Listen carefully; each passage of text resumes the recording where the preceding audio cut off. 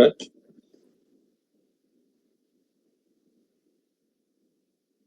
আপনাদের ভোট জানি কবে? 11 তারিখ।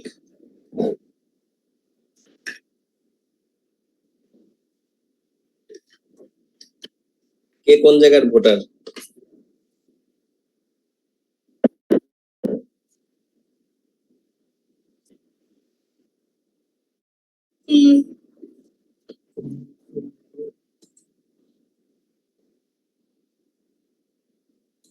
Recording in progress.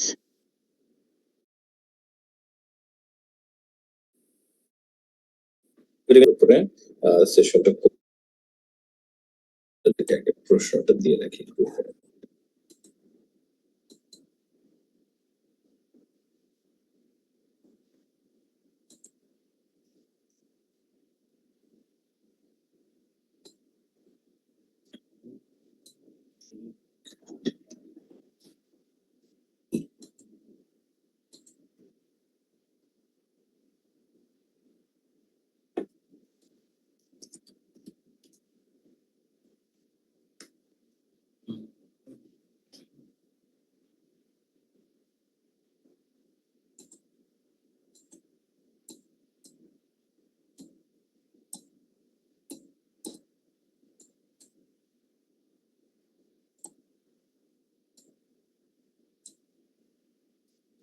ওকে, এটা আপনাদের স্পিকিং এর জন্য দিয়ে রাখছি।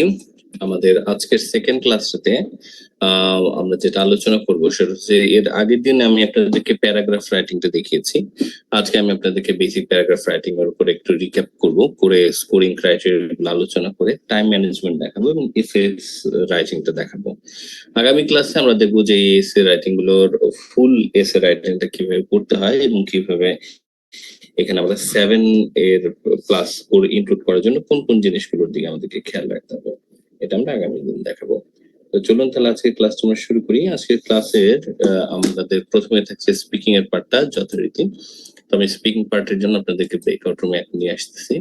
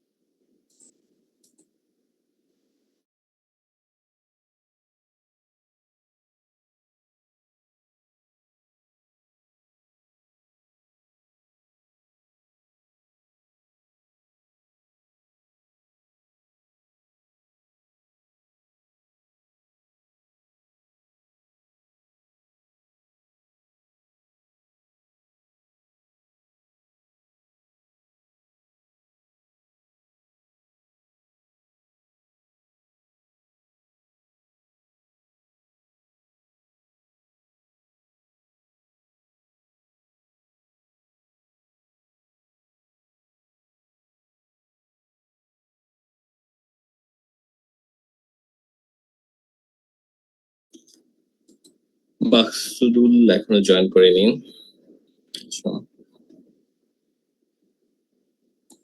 শাহানা, আমি আপনাকে হচ্ছে দ্বিতীয় রুমটাতে তাহলে দেই। মাকসুদুল যেহেতু দেরি হচ্ছে, আপনি সম্রাটের সাথে প্র্যাকটিসটা শুরু করে দেন। শাহানা চলে আসুন 2 নম্বর রুমে। ওকে, আমি আপনাদের একটু প্রশ্ন দেখিয়ে দিচ্ছি। এই প্রশ্নগুলো হচ্ছে আপনাদের ফেভারিট এবং লিস্ট ফেভারিট পার্সনদেরকে নিয়ে। তো প্রথম দুটো প্রশ্ন হচ্ছে ফেভারিট দুজন পার্সন, একজন টিচার আর একজন ফ্রেন্ড, আর পরের দুটো হচ্ছে লিস্ট ফেভারিট পার্সন।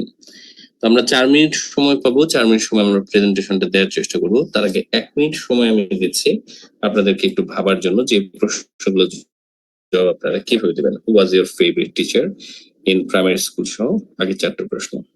1 মিনিট সময় একটু ভেবে ফেলুন।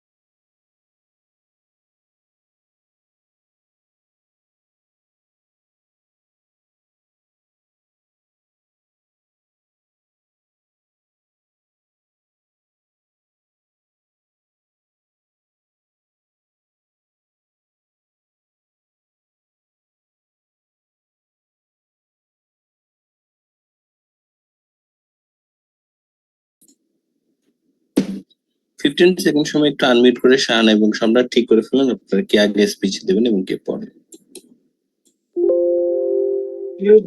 ভাইয়া আপনি দেন। ওয়ালাইকুম আসসালাম, ভালো আছেন? আপনি দেন আগে। হ্যাঁ, আমি একটু বাইরে, আমি পরে বলি। Thank you.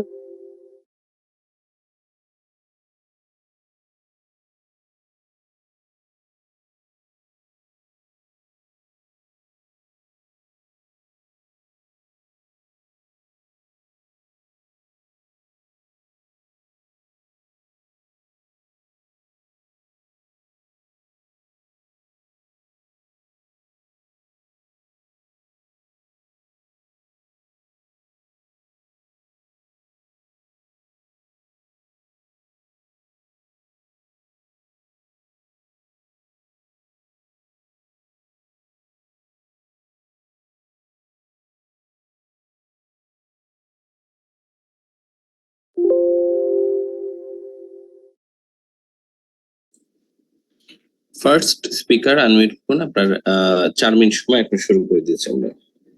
ফার্স্ট স্পিকারে 4 মিনিট সময়। Let's start.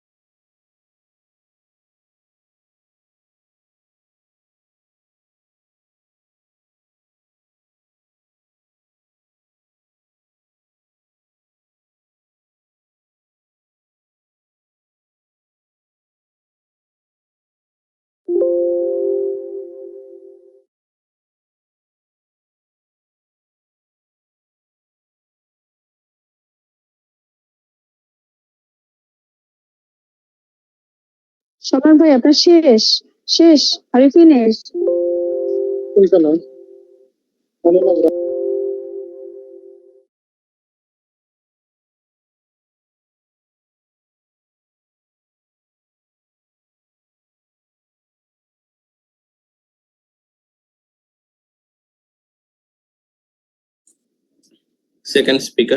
Second speaker's 4 minutes. Okay, let's start.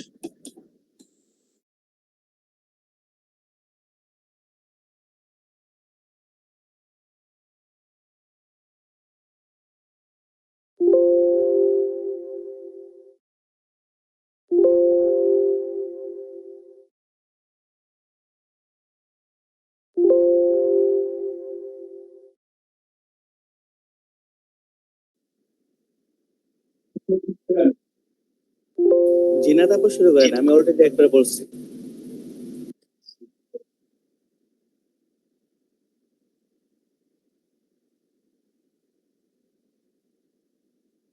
আপু আপনার কথা শোনা যাচ্ছে না। চারজন একটা রুমে, আমি বলবো যদিও বাইরে একটু বলেন শুরু করেন। হ্যালো আপু, আমি মাত্র জয়েন করলাম। জি আপু বলেন। আচ্ছা আচ্ছা ঠিক আছে, আমি তাহলে বলি একটু, আমি একটু বাইরে যদিও। Sorry for the interruption. Who was your favorite teacher during primary school? Why did you like him or her? Uh, I can remember my favorite teacher was my accounting teacher. I must say he was a down-earth man. Beside this, he was so honest and as well as hardworking. She always tried to help us. I really like him because he was so honest, and also he was very much helpful towards their students. Who was your best friend during primary school? Why did you like him or her? My best friend was um, my the name of my best friend was Nipa. She was very closer to me. I really like her because she was so entertaining. For instance, whenever I feel sad, she always try to make me happy with her jokes collection. So I still can remember her friendliness, and also she was very good looking. Who is your best teacher movie actor? Why don't you like him or her? My best my least movie actor actually Ananta Jalil. He is actually a male actor of our country.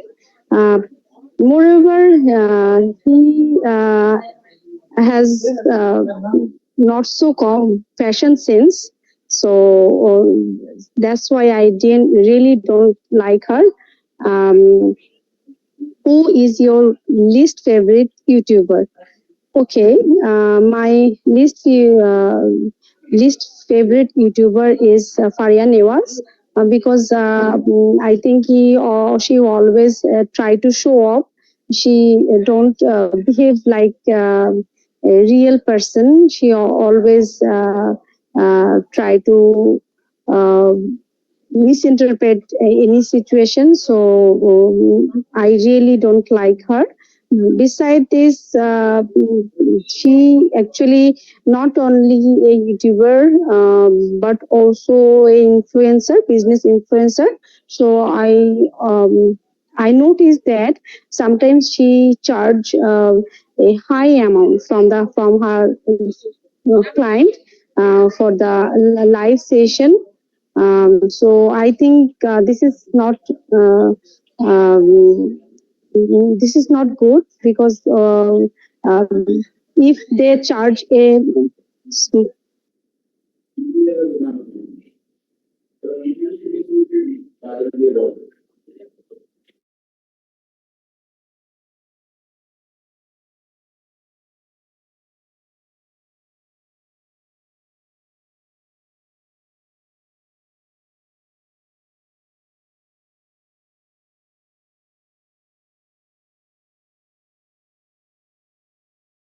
কিছু Recording জিনিস in আলোচনা করে progress. রাখবো যে কি কি ধরনের পরিবর্তন হয়েছে।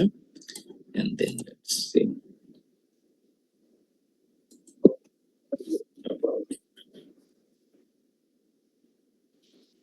ওকে, তো রাইটিং এর অংশটুকুতে যাওয়ার আগে আপনাদের কারো রিডিং এ কোনো প্রশ্ন আছে কিনা?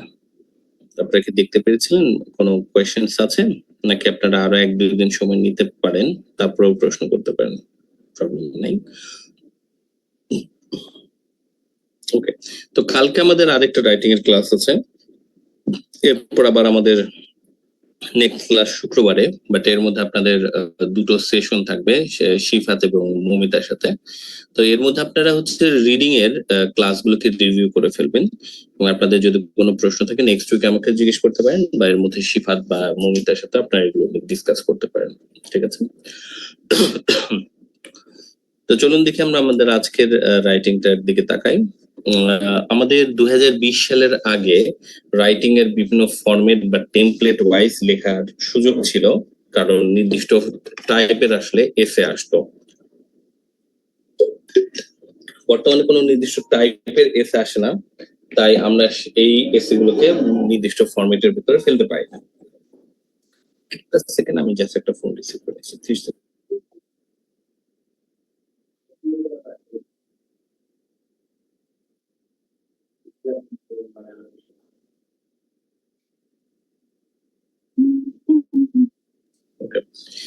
সো এই মুহূর্তে আমরা যে প্রিপারেশনটা নিব সেটা হচ্ছে আমাদেরকে জাস্ট ফোকাস করতে হবে কি ধরনের প্রশ্ন আসছে, সেই প্রশ্নের উপর বেস করে প্রশ্নের আমরা অ্যান্সার দিব।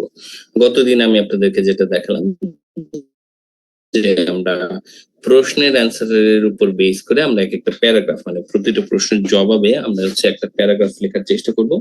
প্যারাগ্রাফ গুলোর ওয়ার্ড সংখ্যা হবে 100-র কাছাকাছি।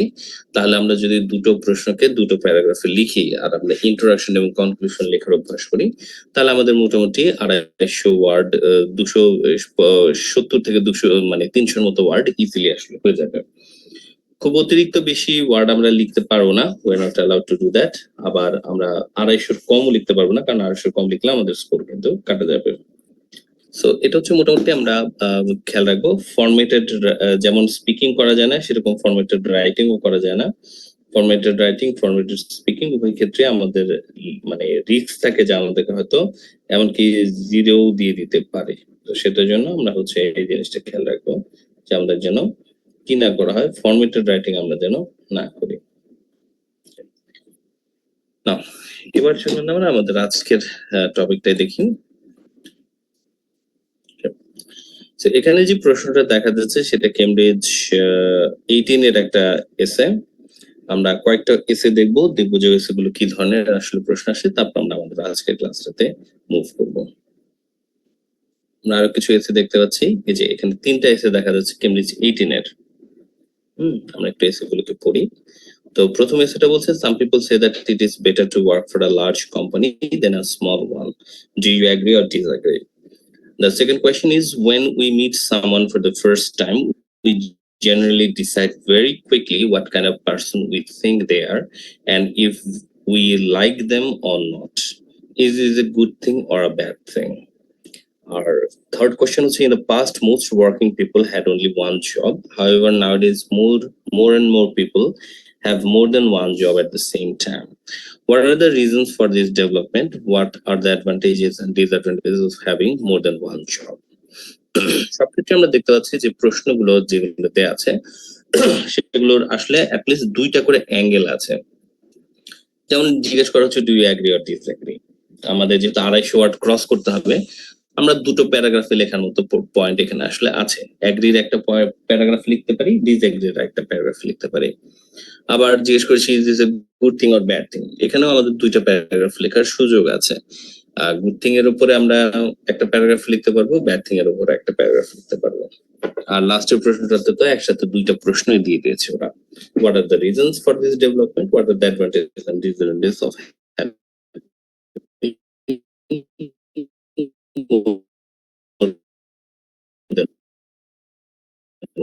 আমরা চাইলে আমরা 2টা প্যারাগ্রাফ লিখতে পারি। এটা ডিপেন্ড করতেছে আপনার কি ধরনের পয়েন্ট আসতেছে, লজিক আপনার মাথায় আসতেছে এবং আপনার হাতে সময় কতক্ষণ আছে। রাইট? সো আমরা 40 মিনিটস এর ভেতরে 300 ওয়ার্ড যদি লিখতে যাই তাহলে আমরা হয়তো নির্দিষ্ট কিছু প্যারাগ্রাফে আমরা লিখতে পারবো। তো এমন যেন হয় না যে আবার যে আমি অ্যাডভান্টেজ লিখতেছিলাম, লিখতে লিখতে আমার আসলে সময় শেষ হয়ে গেছে, ডিসঅ্যাডভান্টেজ লিখতে পারিনি। তো কোনো অংশ যদি আমরা পুরোপুরি বাদ দিই তাহলে কিন্তু আমাদের সিগনিফিকেন্টলি আসলে স্কোর কাটা যাবে। তো স্কোরিং এর ক্রাইটেরিয়াটা আমরা গতদিন দেখেছিলাম, answer all part of the question, আপনার সব পার্টই যেন টাচ করা হয়, সময়ের অভাবে কোনো পার্ট যদি আপনি বাদ দেন ওটার জন্য অবশ্যই আপনার বড় সড়ো স্কোর আসলে কাটা যাবে। আপনাদের ক্লিয়ার এবং ডেভেলপ একটা পজিশন দিতে হবে, ওটা আমরা দেখবো আজকে কিভাবে পজিশন দেওয়া যেতে পারে। লেক্সিক্যাল রিসোর্সের ক্ষেত্রে আমাদের রেঞ্জ অফ ভোকাবুলারি লাগবে, আমরা আজকে দেখেছি বেশ কিছু ভোকাবুলারিকে। ফ্লেক্সিবল এবং প্রিসাইজ হতে হবে, টু দি পয়েন্টের ভোকাবুলারি ইউজ করতে হবে। কিছু less count vocabulary and idioms writing এও ইউজ করা যায়। কলোকেশনের ব্যাপারে খেয়াল রাখতে হবে। কলোকেশন মানে হচ্ছে কোন শব্দগুলো কোন জায়গায় বসবে, আসলে কার সাথে কোন শব্দ বসতেছে। কোহেরেন্স কোয়েশনে আমরা দেখবো যে আইডিয়া গুলোকে যেন লজিক্যালি অর্গানাইজ করা হয়। লজিক্যালি অর্গানাইজ মানে হচ্ছে এগুলোর ডিফারেন্স গুলো, মানে এটা আপনার ইনফরমেশন গুলো একটা একটার সাথে কানেক্টেড কিনা।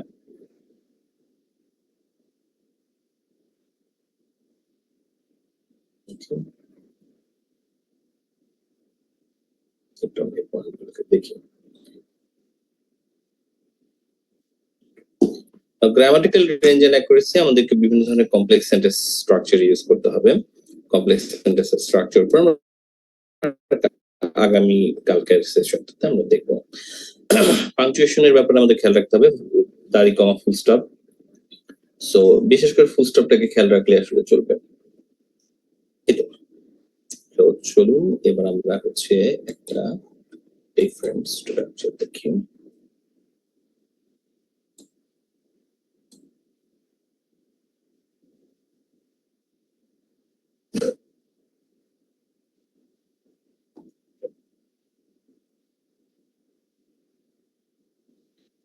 এবারের অংশে আমি আপনাদেরকে প্রথমে একটু দেখাতে চাচ্ছিলাম যে আমাদের স্কোরিং ক্রাইটেরিয়ন গুলোকে কিভাবে আসলে আমরা অ্যাপ্লাই করব। Let's have a look. একটা মিনিট।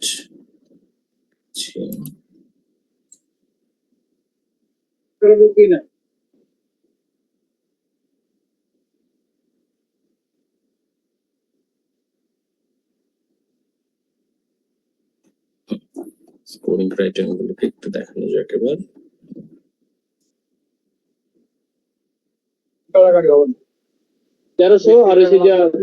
পঞ্চ আছে, পঞ্চ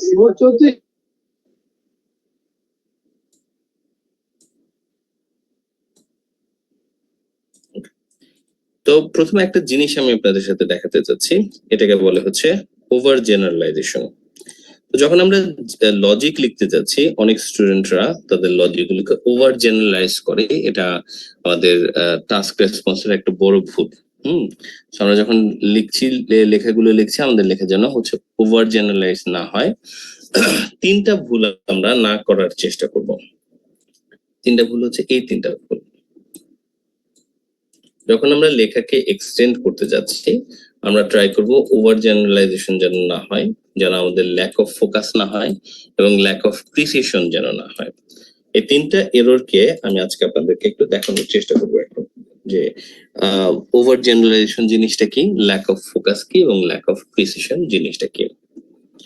তো প্রথমে আসা যাক ওভার জেনারেলাইজেশন।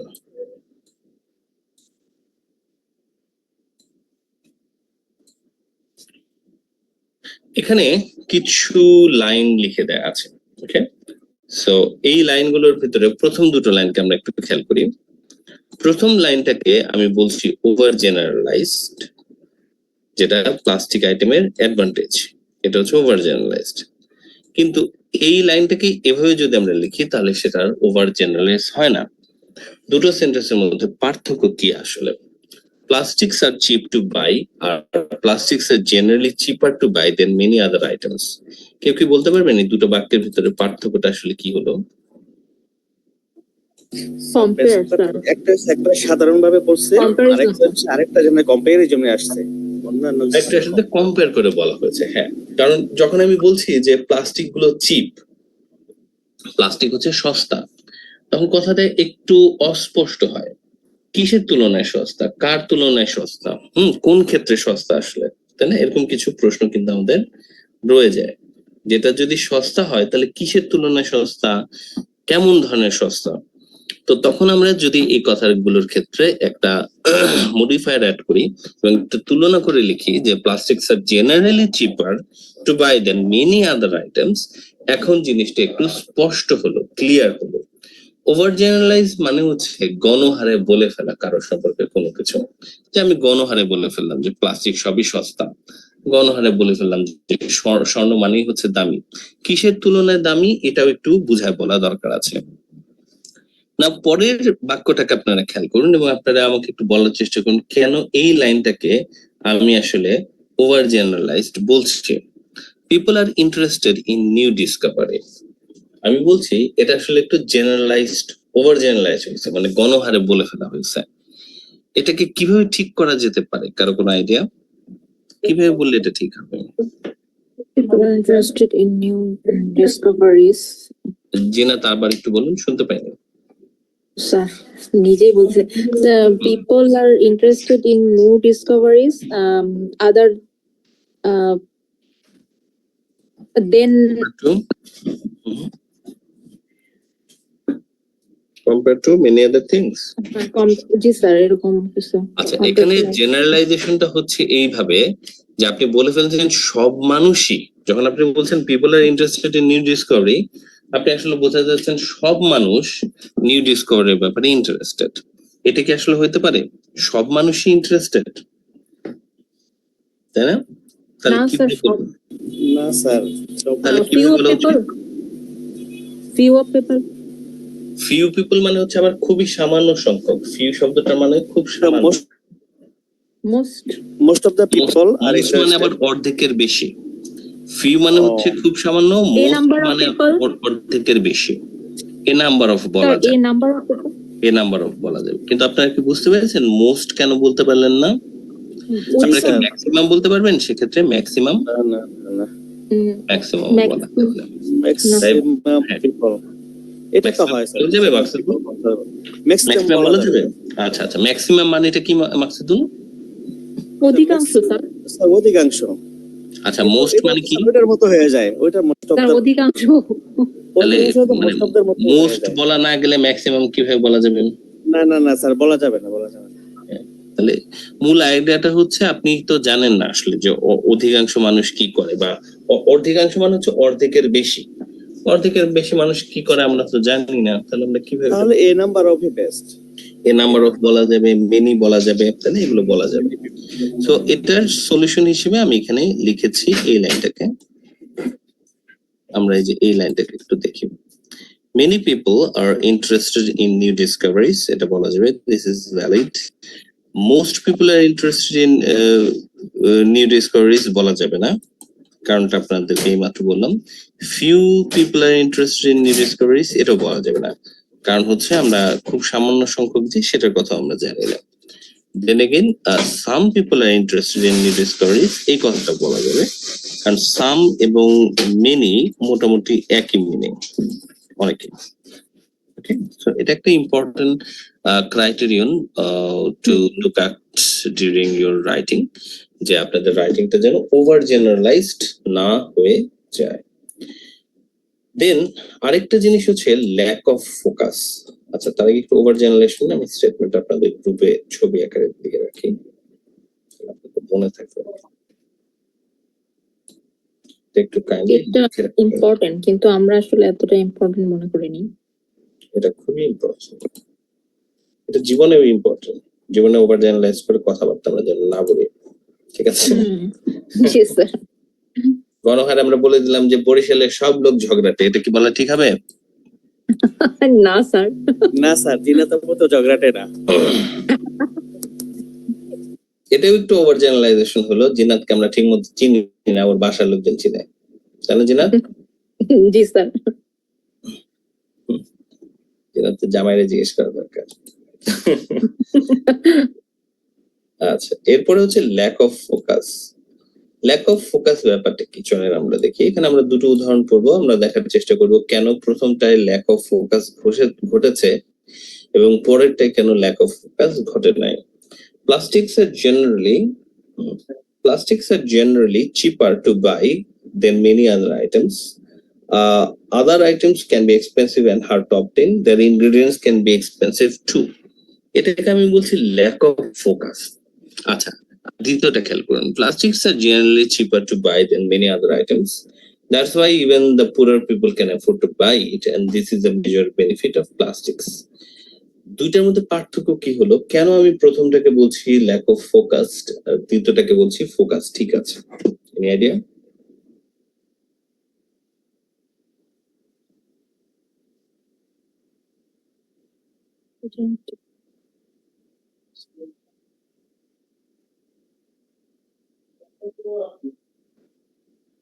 স্যার দ্বিতীয় অর্থে আসলে নির্দিষ্ট করা হয়েছে কোন ধরনের মানুষ এই জিনিসটাকে অ্যাফোর্ড করতে পারে, মানে এটাকে ওকে, প্রথমটার ভুল কি আসলে, কেন এটা ল্যাক অফ ফোকাস বলছি? যে বলতে পারবে তাকে কফি খাও। ওইখানে আসলে মানে কারাই ওই জিনিসগুলো অ্যাফোর্ড করবে, এটার মানে কি বলে এই বেনিফিটটা কারা বহন করতেছে এটা নির্দিষ্ট করা নাই, ইন জেনারেল করা হয়েছে সবার জন্য বলা হয়েছে।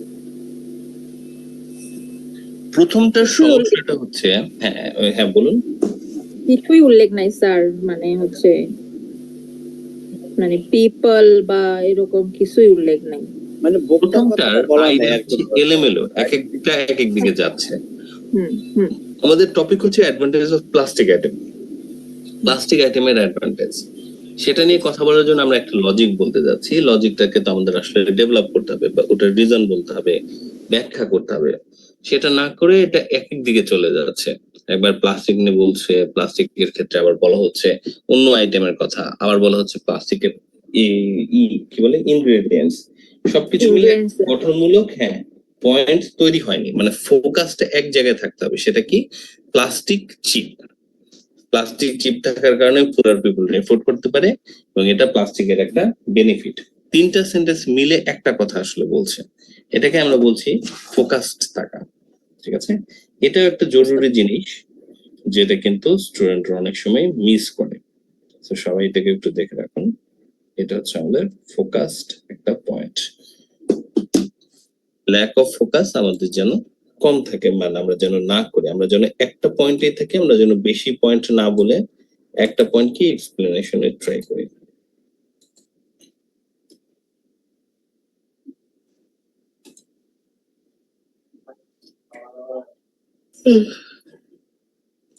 একই, আপনারা কি আপনাদের স্কুলের ঈদের সাথে ফ্রেন্ডদের সাথে হোয়াটসঅ্যাপ গ্রুপে আছেন? না স্যার, কেন স্যার? আমার এক টিচার বিয়ে করছে, তার বয়স তো 70। হোয়াটসঅ্যাপ গ্রুপে দেখতে পাচ্ছি, হোয়াটসঅ্যাপ গ্রুপে টিচারও আছে।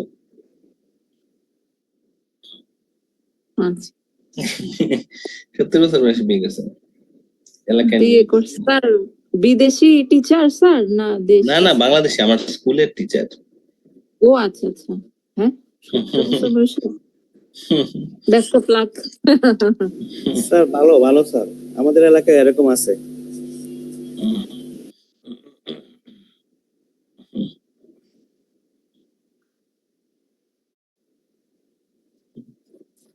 ওকে স্যার, এটা হচ্ছে ল্যাক অফ ফোকাস, যে আমরা পড়তেছিলাম কি নিয়ে, আর দেখেন আমি আপনাদেরকে ছোট্ট একটি আলাদা ইনফরমেশন বললাম, সাথে সাথে আপনাদের ওদিকে মনোযোগ চলে গেছে। আপনাদের বলা উচিত ছিল যে স্যার এই সমস্ত আলাপ করেন না, ক্লাসে আলোচনা করেন, তাই না? এইটা হচ্ছে focus.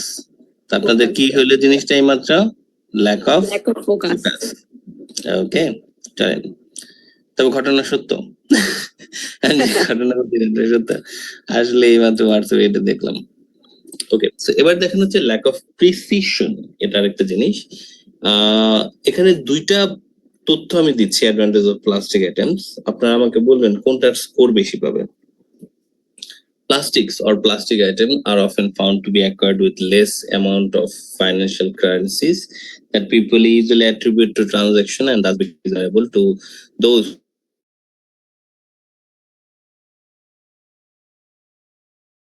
than many other items. দুটার মধ্যে স্কোর বেশি পাবে অ্যাকচুয়ালি পরেরটা, কারণ প্রথমটা আসলে একই তথ্যকে খুদাই টেনে লম্বা করে বলা হয়েছে। অনেক ওয়ার্ড ইউজ করছে, অনেক কিছু বলছে। সো এটাতে মানে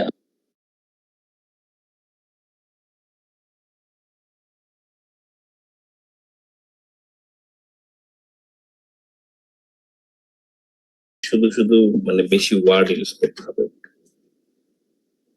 মানে স্যার প্রাঞ্জলতা মানে হচ্ছে খুবই হ্যাঁ। হালকা, মানে লাইভ অনেক- বলে মনে হয়। হ্যাঁ, হুম, সত্যিকারের বাক্য কিনা এটা, আচ্ছা। সত্যিকারের বাক্য কিনা। তার একটা উদাহরণ আমরা দেখি।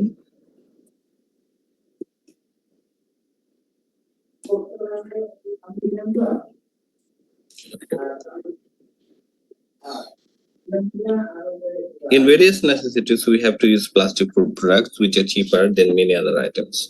Although plastic has multiple uses in our daily life, it is necessary to recycle plastic while following proper rules and regulations. Although plastic items has multiple use, it is necessary to recycle them to avoid wastage. এই দুটো বাক্যকে দেখুন, দুটো বাক্যের মধ্যে পরেরটা আসলে হচ্ছে আমাদের প্রিসাইজ একটা সেন্টেন্স। এখানে অপ্রয়োজনীয় শব্দগুলো আসলে অ্যাভয়েড করা হয়েছে। Following proper rules and regulation, এটা আসলে বলার প্রয়োজন নাই, এটা অপ্রয়োজনীয় একটা তথ্য।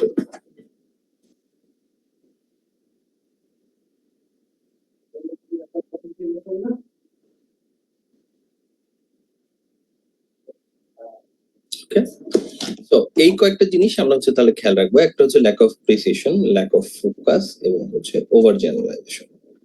ল্যাক অফ প্রিসিশনের ছবিটা আমি একটু আপনাদেরকে দিচ্ছি।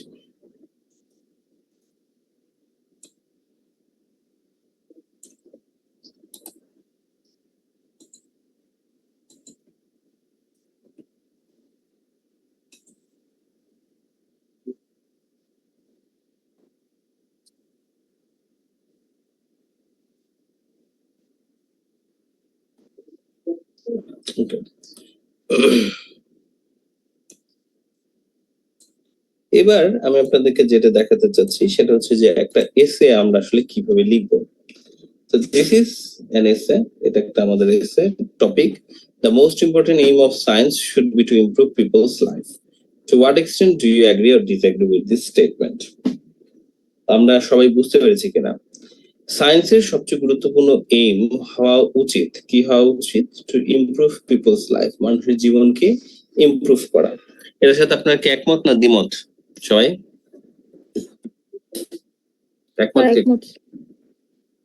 একমত আপনারা? সঠিক জবাবটা হচ্ছে যে স্যার আমি এখন একমত বা দ্বিমত না, আমি একটু ভাইবা নেই আগে, আপনাদেরকে ভাবতে হবে, রাইট? আইডিয়া হুট করে আমরা একটা পজিশনে যাব না, আমরা আগে একটু ভাববো, ভাবার পরে আমরা কিছু লজিক বের করব, তারপর দেখবো যে পাশে লজিক বেশি ওইটাই আমাদের যেন স্টেটমেন্ট হয়। আচ্ছা, বাট মূল পয়েন্ট আমরা বুঝতে পেরেছি যে সায়েন্সের উদ্দেশ্য নিয়ে এখানে বলেছে। সায়েন্সের উদ্দেশ্যটা কি আসলে এটা এখানে জিজ্ঞেস করছে। ওকে, সায়েন্সের উদ্দেশ্য আমরা বের করবো। প্রশ্ন জিজ্ঞেস করেছে to what extent do you agree or disagree with this statement, এটার সাথে আপনি কতখানি একমত এবং কতখানি আপনি আসলে এটার সাথে দ্বিমত। না, এরপরে আমি আপনাদেরকে এখানে যে 40 মিনিট আছে, 40 মিনিটের ব্যবহারের বিষয়ে কিছু তথ্য দিচ্ছি। 40 মিনিটে আপনি যখন এসেটা লিখতে যাচ্ছেন, আপনার জন্য এই 40 মিনিটকে সুন্দর করে গুছিয়ে রাখাটা খুব জরুরি। 40 মিনিটের ভিতরে প্রথম 5 মিনিট আপনি প্রিপারেশন নেবেন। প্রিপারেশন মানে এই সময় আপনি টপিকটাকে পড়বেন, আইডিয়া জেনারেট করবেন এবং আপনার পজিশনটা সিলেক্ট করবেন আইডিয়ার উপর বেস করে। তারপর আপনি ফুল রাইটিং করবেন 30 মিনিট। 30 মিনিটে ট্রাই করবেন 300 ওয়ার্ডের মতো লেখার জন্য, তার মানে প্রতি মিনিটে 10টা করে ওয়ার্ড। আপনাদেরকে এই জিনিসটা প্র্যাকটিস করতে হবে টাইপিং এ, বিশেষ করে যে আপনারা মিনিটে 10টা করে ওয়ার্ড লিখতে পারছেন কিনা। কেউ কি এটা ট্রাই করেছেন? আপনারা কি জানেন আপনাদের টাইপিং স্পিড কত? কেউ জানেন? বা 10-এর বেশি কিনা? করছিলাম স্যার, 10টার উপরে ইনশাআল্লাহ হয়, প্রপার হয়ে যায় না, বাট করা যায়। ওকে, 10টার বেশি আমরা ওয়ার্ড লিখতে পারছি, মানে লেখা যাবে আর কি। তো তাহলে 30 মিনিট আপনাদের এসেটা শেষ হবে এবং হওয়ার পর আপনারা 5 মিনিট হাতে সময় পাবেন রিভাইজ করার জন্য। এটা খুব জরুরি একটা জিনিস। রিভাইজ করতে পারলে আপনারা দেখতে পাবেন যে আপনাদের ছোটখাটো বেশ কিছু ভুল কিন্তু কারেক্ট করে ফেলা যাচ্ছে। সেই জন্য রিভাইজ করাটা খুবই জরুরি। এটা আমি আপনাদের একটু গ্রুপে লিখে দিচ্ছি।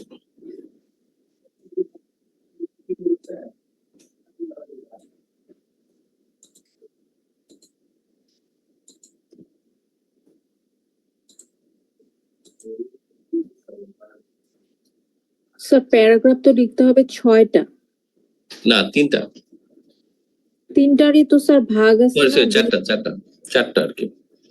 4টা মানে স্যার ওই 2টা Intro- করে পার এগ্রি হ্যাঁ। ডিসএগ্রি মিলে 8টা স্যার।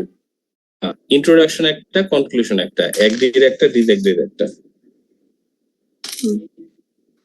এই 4টা প্যারাগ্রাফ। এখন প্রথম 5 মিনিট আমাদেরকে যেটা করতে হবে সেটা হচ্ছে প্রশ্নগুলোর পক্ষে এবং বিপক্ষে আইডিয়া জেনারেট করতে হবে। তো চলেন এবার আমরা এটাকে একটু ট্রাই করে দেখি সবাই। আমি আপনাদেরকে একটা টাস্ক দিব এখন। Let's do.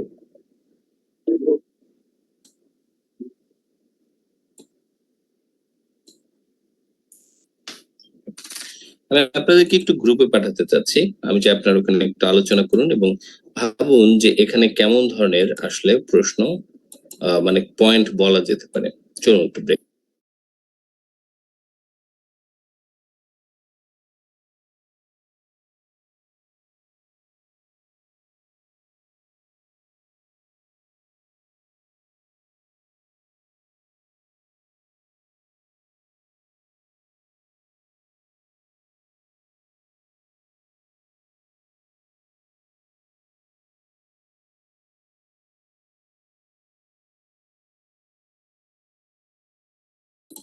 Welcome to the breakout room everyone.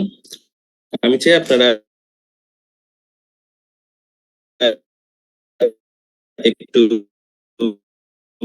আমাদের হাতে একটু সময় আলো নেন যে এই টপিকটা কি এবং এটার ব্যাপারে কি বলা যেতে পারে। আপনাদের খুব বেশি লজিক এরকম ডিসএগ্রি করার মতো, মানে যারা এটার সাথে এগ্রি করছে তারা কেন এগ্রি করে থাকতে পারে, যারা এটার সাথে ডিসএগ্রি করছে তারাই বা কেন এটার সাথে ডিসএগ্রি করবে। এটার জন্য একাধিক আইডিয়া বের করে আপনারা তারপর সিলেক্ট করুন যে আপনাদের মধ্যে বেস্ট আইডিয়া কোনটা। আমি চাই একটা এগ্রির এবং একটা ডিসএগ্রির লজিক আপনারা চিন্তা করবেন। আপনাদের 4 মিনিট সময় শুরু হচ্ছে এখন, নিজেদের ভিতরে কথা বলে নিতে পারেন।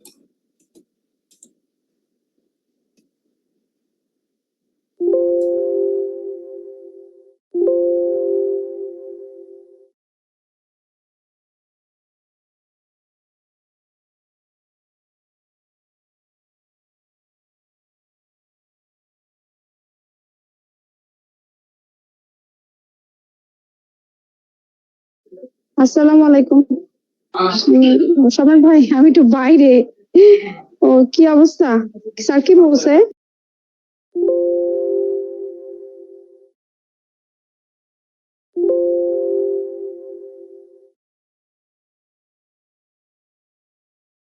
The most important aim of science should be improve people's lives. এটা দিয়ে কি আলোচনা করতে বলছে? Read the topic, make ideas for paragraph. So you can share your idea.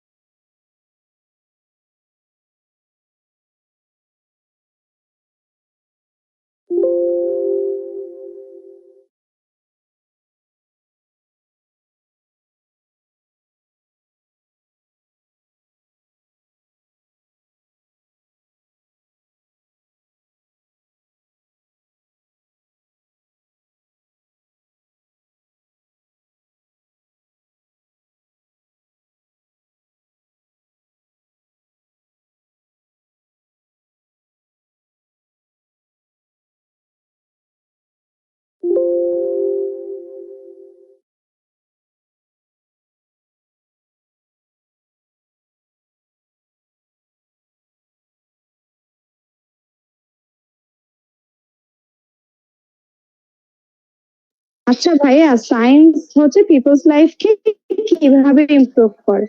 তো এটা আমরা অনেক কিছু বলতে পারি, যে হচ্ছে চিকিৎসার ক্ষেত্রে সায়েন্স অনেকটাই এগিয়ে গেছে, যেটার জন্য আমরা লাইক ক্যান্সারের মতো রোগও কিন্তু আমরা ইয়া করতে পারতেছি এখন, মানে মেডিসিন পাওয়া যাচ্ছে। তারপরে হেলথের বাইরে যদি আমরা বলি, সায়েন্স তো এখন আরো অনেক কিছু করতেছে, মানে নাসার গবেষণাও তো সায়েন্সের মধ্যে পড়ে নাকি, তো সেখানে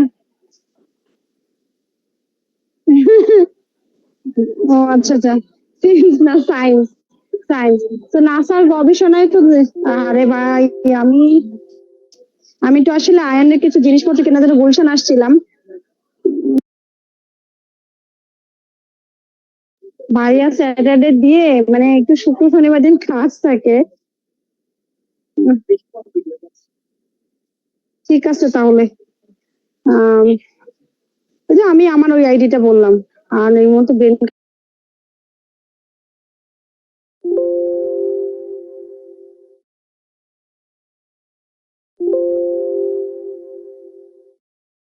হ্যাঁ মানে ওই যে যেটা হচ্ছে নাসার গবেষণার মাধ্যমেও তো সায়েন্স ইয়া করতেছে, মানে অনেক ইমপ্রুভ করছে, তার বাইরে হচ্ছে গিয়ে আমাদের হেলথ সেক্টরেও হচ্ছে গিয়ে সায়েন্সের ইয়া আছে, তার বাইরে যদি বলা যায়, আর এটা হচ্ছে তো টেকনোলজি, টেকনোলজি তো সায়েন্স তো এক না, তাই না, দুটো তো ডিফারেন্ট।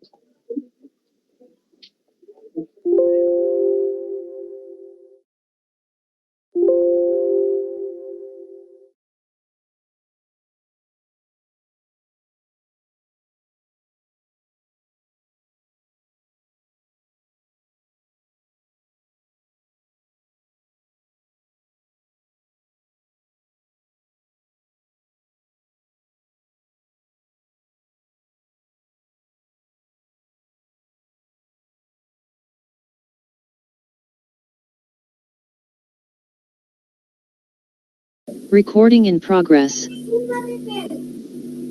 ওকে এভরিওয়ান, সবাই আমরা চলে এসেছি। সো আপনাদের কি মনে হয়, দেখি আমরা, ওকে, সো যারা এগ্রি করছে এটার সাথে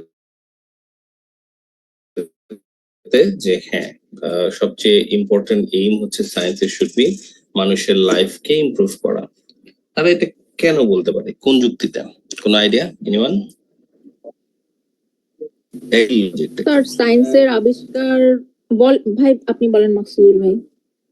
না না বলেন, জেনে নেবো, বলেন আপনি। সরি স্যার, হচ্ছে যে স্যার সায়েন্সের আবিষ্কারগুলোর জন্য যেমন লাইফ সহজ হয়েছে, যেমন হচ্ছে light, fan, TV, fridge, computer, science তো অনেক কিছু আবিষ্কার করছে। মানে মানুষের লাইফকে ইমপ্রুভ করছে, কিন্তু এটাই ওদের মেইন টার্গেট হওয়া উচিত কেন? করেছে বলে কি করতে হবে? মানে আগে তুমি হচ্ছে শাশুড়ির সেবা করছো দেখে এখনো করবা এরকম কিছু?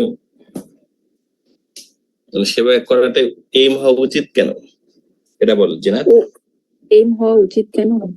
হ্যাঁ, এইটা কিন্তু ভালো যুক্তি হলো না, যে ধরো তোমার আমি জিজ্ঞেস করছি যে তুমি তোমার শাশুড়ির সেবা যত্ন কেন করবা, তুমি বলছো যে আগে তো করছি, এটা তো যুক্তি হলো না।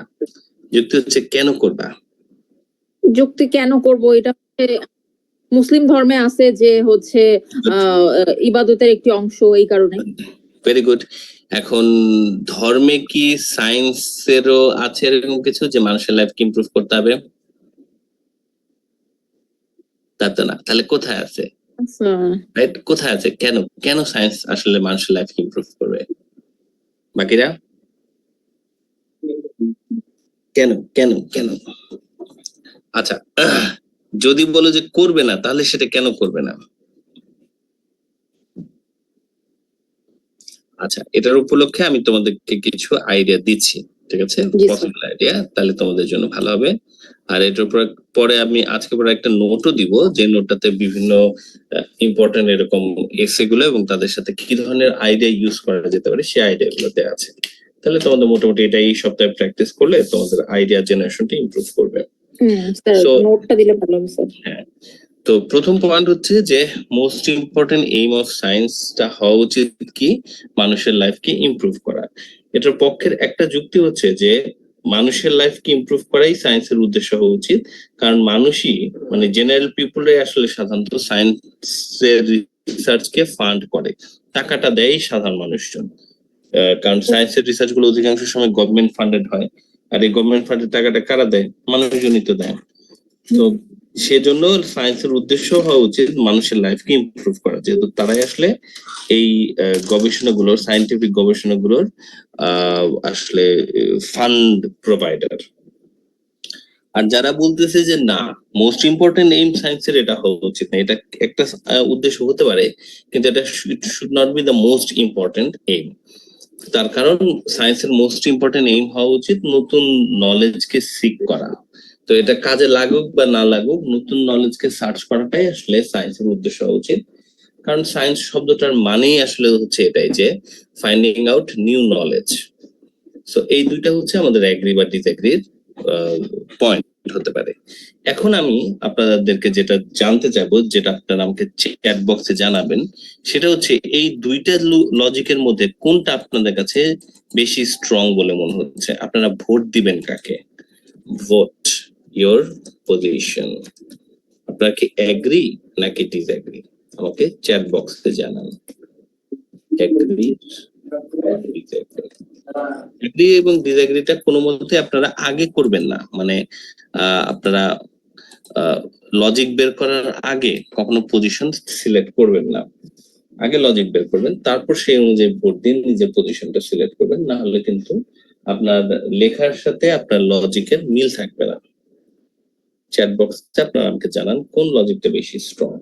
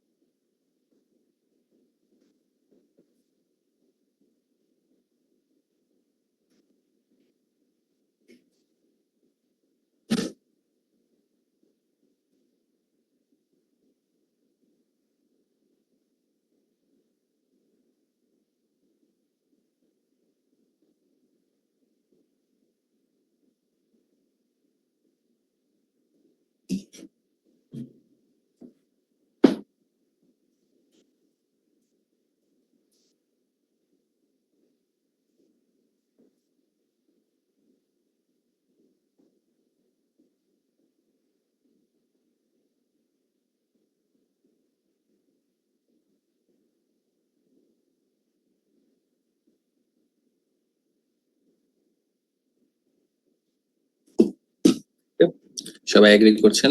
ওকে, তাহলে আপনাদের পজিশন হচ্ছে এগ্রি। আমি লিখে দিচ্ছি দাঁড়ান। আপনাদের পজিশন তাহলে হচ্ছে এগ্রি। এই কাজটা প্রথম 5 মিনিটের মধ্যে করতে হবে। আমাদের হাফ এন আওয়ার মতো আরেকটু ক্লাস আছে, তো আমি 3 মিনিট আরেকটা প্র্যাকটিস আপনাদের একটু করাচ্ছি। আমি চাই আপনারা আরেকটা টপিকের উপর একটু আইডিয়া জেনারেশনের চেষ্টা করেন। আমি আরেকটা টপিক আপনাদেরকে একটু দিচ্ছি।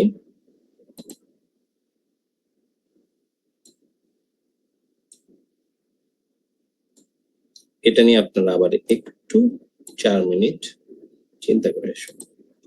দেখুন, এই টপিকটা হচ্ছে some people say that it is better to work for a large company than a small one. বড় কোম্পানির সাথে হয়ে কাজ করাটা ভালো নাকি ছোট কোম্পানির হয়ে কাজ করাটা ভালো? এগ্রি লজিক হচ্ছে যারা বলবে যে হ্যাঁ, বড় কোম্পানির হয়ে কাজ করাটা ভালো, তারা বড় কোম্পানির কাজের কিছু সুবিধার কথা বলবে। আর যারা ডিসএগ্রি করছে তারা বলবে ছোট কোম্পানির হয়ে কাজ করার সুবিধা ভালো, ছোট কোম্পানির তারা কিছু সুবিধার কথা বলবে। আমি আপনাদের ব্রেকআউট রুমে না পাঠিয়ে এখানেই আমি আপনাদেরকে রাখতে চাচ্ছি, বরঞ্চ আমি মিউট হয়ে যাচ্ছি। আপনারা যেহেতু মাত্র 4 জন আছেন, আনমিউট করে এক অন্যের সাথে আপনারা আইডিয়া শেয়ার করতে পারেন।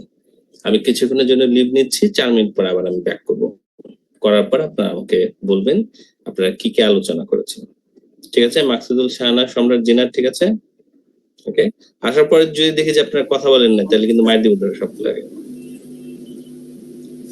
শাহানা কই? শাহানা ম্যাম হচ্ছে ওই জানি শপিং করতে মার্কেটে শপিং করতেছে।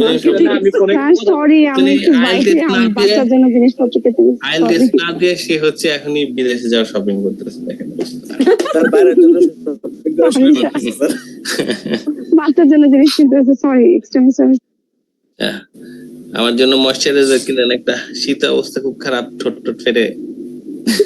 জি স্যার, স্যার, আপনি স্যার বিদেশে আপনাদের আছেন, প্রোডাক্ট স্যার। তো আমাদের বেশি দামে কিনতে হয়। আপনি একটা ইয়া করলে একটা বিজনেস শুরু করেন আমি আমাদের এই দেশ থেকে এক্সপোর্ট হচ্ছে ইম্পোর্টের। আমি দেশ থেকে ভ্যাসলিন, একটা পেট্রোলিয়াম জেলি নিয়ে, এখন মুখের অবস্থা খুব খারাপ। ভিডিও করার মতো চেহারা আচ্ছা স্যার, পাঠাই দিব না। পাঠাই দেবো না। সম্রাট, সম্রাট আনমিউট কর, কথা বল। আমি চলে যাচ্ছি, হ্যাঁ? আপনারা 4 মিনিট পরে আবার আমি ব্যাক করবো, আপনি এর মধ্যে কথা বলে রাখুন। রেডি, স্টেডি, গো, আপনাদের টাইম শুরু। আমি আমার বাস্তব অভিজ্ঞতা থেকে বলি। জি ভাইয়া। আমি 2টা কোম্পানিতে জব করছি, বড় কোম্পানিতেও করছি, গ্রুপ অফ কোম্পানি, বাংলাদেশের মোস্ট কনগ্লোমারেটস একটা কোম্পানি ওরিয়ন গ্রুপ, ওইখানেও জব করছি, এবং আন্ডা বাচ্চা ছোট ছোট 3টা কোম্পানিতে অলরেডি জব করার এক্সপিরিয়েন্স আছে। তো এক্সপিরিয়েন্সের সুবিধার্থে আমি যেটা বলবো যে অবশ্যই বড় কোম্পানিতে জব করা উচিত, each and everyone, because you can learn so many things. মানে বড় কোম্পানিগুলোতে, লার্জ কোম্পানিতে, ছোট কোম্পানিতে আসলে মানে এই নলেজ গ্যাদার করার অপশনটা কম, কারণ আমরা নিজে নিজে কতটুকু বা পারি। একটা এক্সপিরিয়েন্সড পার্সন থেকে আমি যা শিখবো, ওই ছোট কোম্পানিতে গিয়ে আসলে ওই নলেজ গুলো প্র্যাকটিস না থাকার কারণে নষ্ট হয়ে যায়। বেসিক এর জন্য ধারণা একটু হতে পারে, বাট আমরা পার্সোনালি বললাম মানে শিক্ষার বাস্ট একটা মানে প্লেস থাকে বড় কোম্পানিতে, কারণ এখানে এক্সপিরিয়েন্স পার্সন মানে অনেক মানে এক্সপিরিয়েন্স। আপনি বলতেছেন যে ভালোভাবে ট্রেন আপ হওয়া যায়। হ্যাঁ, ট্রেন আপের জন্য আর কি, বেসিক্যালি নিজে ট্রেন আপ করার জন্য এবং আপনার নলেজটা প্রপার ওয়েতে ইউটিলাইজ করার জন্য হলো বড় কোম্পানি দরকার। ওইখানে মানে নলেজ ইউটিলাইজেশনের ক্ষেত্র থাকে অনেক বেশি, ছোট কোম্পানিতে সেটা থাকে না। আচ্ছা।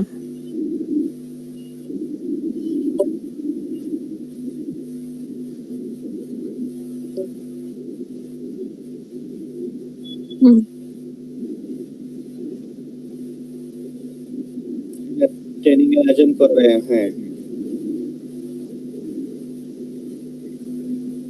এবং নলেজের ইভালুয়েশনটাও ভালো হয়, মানে জবের ইভালুয়েশনটাও বড় কোম্পানিতে ভালো হয়, যেহেতু এখানে ইভালুয়েশন সিস্টেম আছে। আর ছোট কোম্পানিগুলোতে তো আমার নলেজ ইভালুয়েশনের ক্ষেত্র কম, আমি কার সাথে কম্পেয়ার করবো যেখানে আমি ছাড়া অন্য কেউ নাই, কথার কথা আর কি। মানে এরকম, কারণ ওইখানে ডিপার্টমেন্ট, বিভিন্ন ধরনের ডিপার্টমেন্টও থাকে না। বড় কোম্পানিগুলো যেটা হয় যে সেগ্রিগেশন অফ ওয়ার্কটা অনেক সুন্দর থাকে, মানে কাজের ধরনগুলো এক একটা ডিপার্টমেন্টের কাজের সেগ্রিগেশনটা এক এক রকম। আর ছোট কোম্পানিতে গুলোতে হচ্ছে মানে সব করা লাগে, ওইখানে হচ্ছে আলু শিলা অবস্থা, মানে যে মার্কেটিং আছে সেও যা করতেছে, অ্যাকাউন্টস থেকে ওই মার্কেটিং এর কাজ করতেছে, এই যে এই বিষয়গুলা, এই বিষয়গুলো মানে লাইফে একবার বোর হয়ে যাচ্ছে। ভাগ করা থাকে না খুব একটা। হ্যাঁ, সেক্টর ভাগ করা থাকে, সবকিছু করার সেক্টর ভাগ করা থাকে, সবকিছু করার একটা ইয়া থাকে, রিল্যাক্সেশনও হয়। কিন্তু ছোট কোম্পানিতে গুলোতে আসলে রিল্যাক্সেশনও নাই, আবার হচ্ছে কাজের কোয়ালিটিও ভালো হয় না, কোয়ালিটি মানে হয় না। এখন আপনাদের ধারণা দেখেন, আমার ধারণা এটা, আমি এগ্রি করি এটা, যে বড় কোম্পানি আমি চিন্তা করছিলাম ভাইয়া বানায় বললেও আমি এরকমই বলবো আর কি। আপনি তো রিসার্চ করতেছেন, আপনার তো একটু ভালো করার কথা এইসব ইস্যুতে। আমি 12 বছর আমার অনেক পরিশ্রম হয়েছে, মানে আমার অনেক হার্ড ওয়ার্কিং আছে, তুমি তো ভাবতে পারবো না।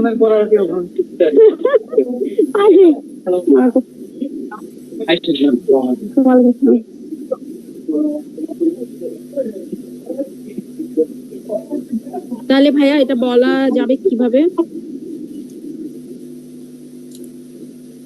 I think I agree this statement because of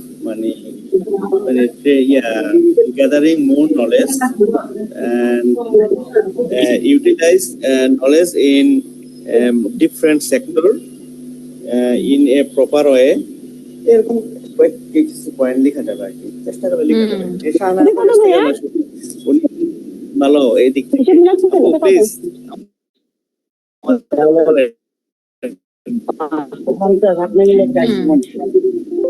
এখনো শপিং এ করতেছে আপনার রিসার্চ থেকে বলেন। আমি মানে যেটা ভাবছিলাম মানে হচ্ছে আমার ওই জবের ওরকম এক্সপেরিয়েন্স নাই, যেমন কোম্পানিতে আপনি বলতেছেন ছোট বড় কোম্পানি, কিন্তু আমি চিন্তা করছিলাম যে এরকম করে বলবো আর কি, কারণ যতটুকু শুনছি জানছি দেখছি আমার কাছে এরকম মনে হয়েছে। তারপরে হচ্ছে যে সুবিধার ক্ষেত্রে আপনি যদি স্ট্রাকচারড একটা স্যালারি কথা বলেন, একটা হচ্ছে যে আপনার খুব সুন্দর একটা ফিউচারের কথা বলেন, স্যালারি একটা বড় ফ্যাক্টর। হ্যাঁ, এটা স্যালারি একটা বড় স্যালারি, তারপরে খুব সুন্দর একটা ফিউচার, যেমন ছোট কোম্পানি আপনার রুলস এন্ড রেগুলেশন ভালো থাকে, রুলস হ্যাঁ। রেগুলেশন, এইচআর পলিসি, এগুলো আসলে Policy, বড় কোম্পানিতে হ্যাঁ। ভালো হয়। ছোট ভালো কোম্পানি হয়। মূলত ছোট লোক কোম্পানি আর কি, বড় কোম্পানি মানে বড় লোক। বড় লোক স্যার, বড় লোক, বড় লোকস Okay. হ্যাঁ বড় লোক। তাহলে আপনাদের মধ্যে কি কোনটা ভালো? স্যার অবশ্যই বড় কোম্পানি। স্যার হচ্ছে এগ্রি, বড় কোম্পানি স্যার। কেন, সুবিধা কি? স্যার এখানে নলেজ শেয়ারিং তারপর হচ্ছে ইউটিলাইজেশন, নলেজ ইউটিলাইজেশন ভালো হয়। তারপরে রুলস এন্ড রেগুলেশনস এবং এইচআর পলিসি মানে বেটার, এই জিনিসগুলো। এবং এখানে সেক্টর ওয়াইজ সেগ্রিগেশন অফ ওয়ার্কটা মানে খুব সুন্দর একটা পজিশনে থাকে, যেখানে আমার মানে প্রপার ইউটিলাইজেশনটা হয় আমার নলেজটা। আর এখানে মানে এক্সপিরিয়েন্স পিপল থাকে অনেক, যেখান থেকে আমি নলেজ গ্যাদার করতে পারি ওদের কাছ থেকে বিভিন্ন ইয়াতে, যেখানে আমার ল্যাকিংস আছে সেই ল্যাকিংস গুলা ফুলফিল করা যায় ওদের কাছ থেকে। এই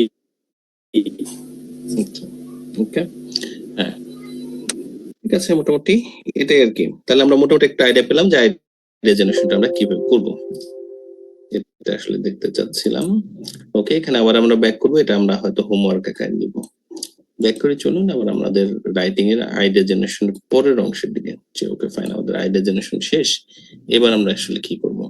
পজিশন আমাদের সিলেক্ট করা হয়ে গেছে, এবার আমরা কি করব? এবার 30 মিনিট আমাদেরকে হচ্ছে পুরো রাইটিংটা করতে হবে। It's a full writing. 30 মিনিটসের এই ফুল রাইটিংটা আমরা যেভাবে করব সেটা হচ্ছে 4টা প্যারাগ্রাফে আমরা জেনারেলি করতে পারি।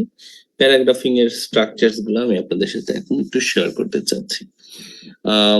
আমরা প্যারাগ্রাফিং এর স্ট্রাকচারটা হচ্ছে এরকম, আমি যদি একটু বড় করে দেখাই।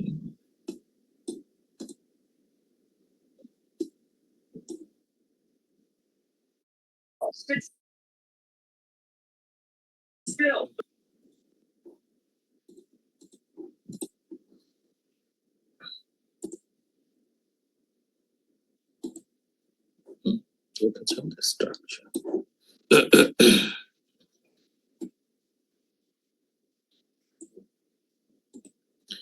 সো ওকে, সো আমাদের প্রথম অংশ গেল টাইম ম্যানেজমেন্টের 40 মিনিটস এর। আমি এটার ছবিটা আপনাদের দিয়ে রাখি।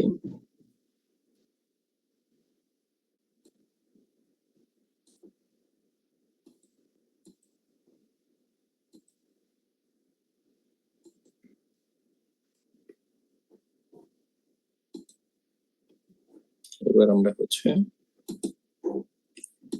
পুরো এসেটাকে লিখবো 30 মিনিটস। যখন আমরা লিখছি তখন আমরা এটাকে কিছু প্যারাগ্রাফে ডিভাইড করে দিচ্ছি। আমাদের একটা ইন্ট্রোডাকশন থাকবে, একটা কনক্লুশন থাকবে, বডি প্যারা 1 এবং বডি প্যারা 2। বডি প্যারা 1 এবং বডি প্যারা 2 তে আমরা কি লিখবো? আমরা কোশ্চেন, যদি 2টা কোশ্চেন থাকে তাহলে 2টো কোশ্চেন, আর যদি একটা কোশ্চেনই থাকে সেটাকে আমরা 2 ভাগ করে কোশ্চেনের 2টো অংশকে 2 প্যারাগ্রাফে লিখে দেবো। একটু নেট প্রবলেম করছে, জাস্ট আ সেকেন্ড।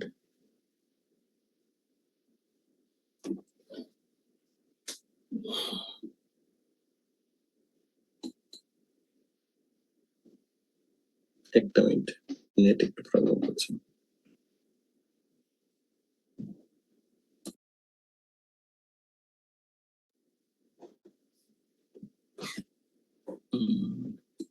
মনে হচ্ছে হোয়াটসঅ্যাপ প্রবলেম। আচ্ছা, হোয়াটসঅ্যাপ ঠিক হতে থাকুক, ততক্ষণ আমরা একটু দেখে ফেলি। তাহলে এখানে একটা ইন্ট্রোডাকশন লিখবো, বডি প্যারা 1, বডি প্যারা 2 এবং কনক্লুশন লিখবো। এখন বডি প্যারাগ্রাফে আমরা কিভাবে লিখবো এটা আমরা আসলে গত দিনের প্রিপারেশন নিয়েছি। আমাদের আজকের প্রিপারেশনটা নিতে হবে ইন্ট্রোডাকশন, কনক্লুশন বিশেষ করে আমরা কিভাবে লিখবো।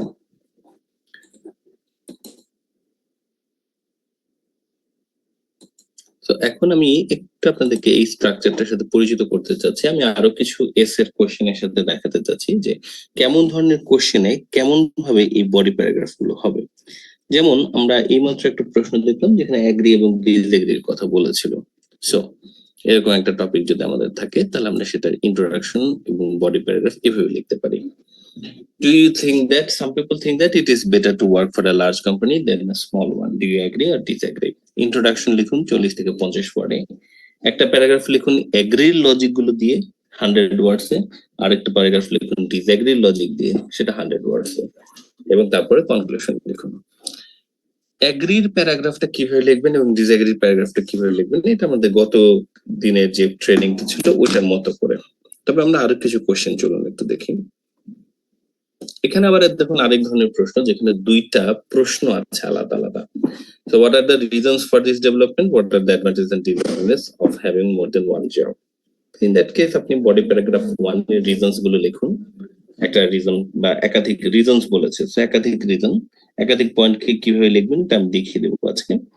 আর বডি প্যারাগ্রাফ 2 তে অ্যাডভান্টেজ এবং ডিসঅ্যাডভান্টেজ, সো কিছু অ্যাডভান্টেজ কিছু ডিসঅ্যাডভান্টেজ আমরা লিখবো। সো আরেকটা প্রশ্ন আছে যেখানে আমরা বলেছি is this a good thing or bad thing. So good thing এবং ব্যাড থিং দুটোর কথা আমরা লিখি। ইন্ট্রোডাকশন এবং কনক্লুশন আমরা হচ্ছে 30-40টা ওয়ার্ড করে আমরা লেখার চেষ্টা করব। সো এটা হচ্ছে মোটামুটি আমাদের ওভারঅল রাইটিং এর একটা প্যাটার্ন।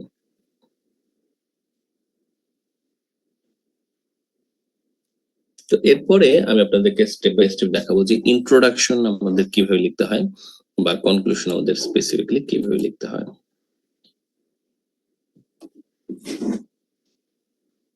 তো প্রথমে আমি দেখাতে চাচ্ছি ইন্ট্রোডাকশন কিভাবে লিখতে হয়।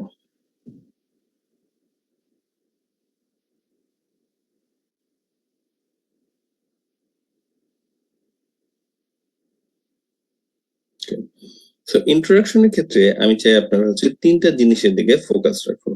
3 থিংস। কোন তিনটা জিনিস? তিনটা জিনিস হচ্ছে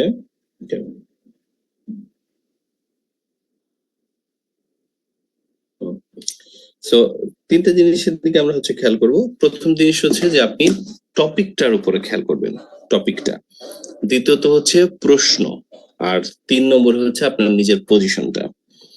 give a idea about the gist of the topic. টপিকটার একটা ছোট্ট সামারি আপনারা লেখার চেষ্টা করবেন যে ওকে ওভারঅল এই কথাটা আসলে আমাদের আজকের টপিক, মানে আজকের আলোচনার বিষয় হচ্ছে এটা। দেন কি নিয়ে লিখতে যাচ্ছেন সেটা আসলে তারপরের লাইনে লিখবেন। এটা আসলে প্রশ্নটাকে মডিফাই করে লেখা। আপনার যে প্রশ্নগুলো থাকবে, প্রশ্নগুলোর জবাবই তো আপনি দেবেন, সো প্রশ্নটাকে একটু মডিফাই করে লিখবেন। আর ওই যে আমি বলেছিলাম আপনাদের নিজেদের পজিশনটা দিতে হবে, এটা হচ্ছে এই জায়গায় দিয়ে দেবেন। না মনে রাখবেন পজিশন মেনশন করাটা আপনাদের জন্য কিন্তু ম্যান্ডেটরি, কারণ স্কোরিং ক্রাইটেরিয়া এটা ওরা বলে দিয়েছে আমাদেরকে যে আমাদেরকে পজিশন কিন্তু বলতেই হবে, ক্লিয়ার এন্ড ডেভেলপড পজিশন। সেই জন্য যখন আইডিয়া জেনারেশন করছেন তখনই আপনার পজিশনটা ক্লিয়ার রাখবেন এবং আপনি শুরুতে একবার এটাকে বলে দিবেন, আবার শেষে বলবেন যেন এক্সামিনার বুঝতে পারে যে আপনি আপনার পজিশন থেকে সরে যাননি, পুরো লেখাটাতে আপনি আপনার পজিশনটা ধরে রেখেছেন। So it also give an idea about the gist of the topic, give an idea about what you are going to write in this essay, and state your position. চলুন এটা আমরা একটু উদাহরণ দেখি। সো এই টপিকটাই এইমাত্র যে টপিকটা আপনারা দেখলেন, some people say that it is better to work for a large company than a small one. এই সেন্টেন্সটাকে যে some people say that it is better to work for a large company than a small one, এখানে it is better to work for a large company than a small one, এটা হচ্ছে আমাদের মূল topic. Some people say that এরপরে যে কথাটা বলতেছে ওরা, ওই যে আপনারা স্টেটমেন্ট ম্যাচিং আমার সাথে করেছিলেন রিডিং এর ক্লাসে, স্টেটমেন্ট গুলো ছিল হচ্ছে মানুষজন কি বলতেছে তার পরের অংশ, তাই না, তাদের কোটেশনটা। তো সাম পিপল সে দ্যাট এর পরে যে লাইনটা, এটাই আসলে আমাদের টপিক, যে ওরা আসলে কি বলছে। It is better to work for a large company than a small one, এটাই আসলে আমাদের টপিক। এই টপিকটা আমাদের সামারি করে লিখতে হবে বা এটার একটু প্যারাফ্রেজ করে আমাদের লিখতে হবে। সো কিভাবে প্যারাফ্রেজ করা যেতে পারে? আপনাদেরকে কি আমি 1 মিনিট সময় দিতে পারি? আপনারা কি কেউ একটু ট্রাই করবেন?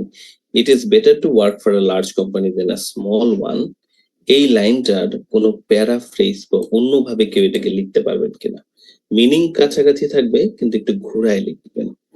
কেউ এটা ট্রাই করবেন কিনা? 1 মিনিট আমি একটা দিচ্ছি। আমি কিছু এখানে ভোকাবুলারি দিয়ে দিয়েছি, এগুলোকে আপনারা ইউজ করতে পারেন। যেমন ওয়ার্কের বদলে জব লিখতে পারেন, কোম্পানির বদলে ওয়ার্ক প্লেস লিখতে পারেন। 1 মিনিট একটু ট্রাই করে দেখুন। It is better to work for a large company than a small one, এর আমি প্যারাফ্রেজ চাচ্ছি।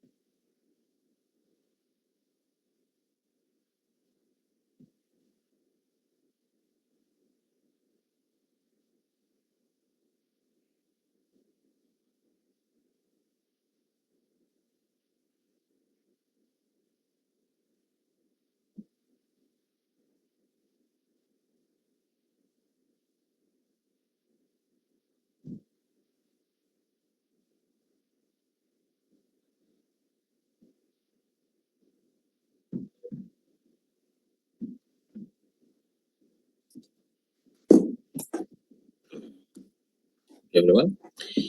সো এনি আইডিয়া, কেউ প্যারাফ্রেজ করতে পারবেন এটা? স্যার ওইটাই ঘোরায় এরকম বললে হবে স্যার? হ্যাঁ অবশ্যই, give it a shot, try করুন, ভুল হলেও সমস্যা নেই। In a large company is better to work than a small one. ওকে ওকে, ভালো যেতে পারে। Anyone else? Zeenat good try করেছে। বলা যায় যে it seems to me that working in a large company is better than a small one. এটাই তো মনে হয় আমরা বলতেছি, working in a large company is better then a small one. আচ্ছা, খুব সামান্য কোনো চেঞ্জ আসলে হয় নাই। হ্যাঁ, বুঝতে পারছি স্যার। স্যার এরকম I like to work in a large company than a small one. I তো বলা যাবে না, মনে নাই গতদিন যে বলেছিলাম। Sorry. ও বলা যাবে না আবার বলা যাবে না। ফার্স্ট পারসন ওকে, তাহলে আমি এটার একটা স্যাম্পল দেখাচ্ছি। Okay, how about that? জি, স্যার। Let's see. জি স্যার। I তো বলা যাবে না।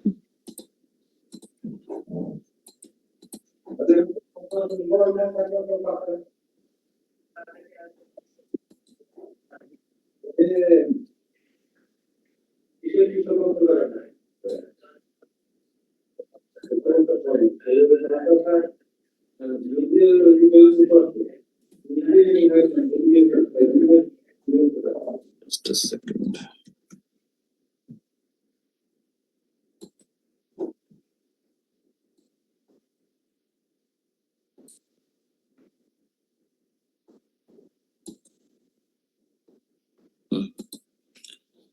সো স্টেটমেন্টটা হতে পারে এরকম যে আমাদের লাইনটা ছিল হচ্ছে যে some people say that it is better to work for a small company than the large one.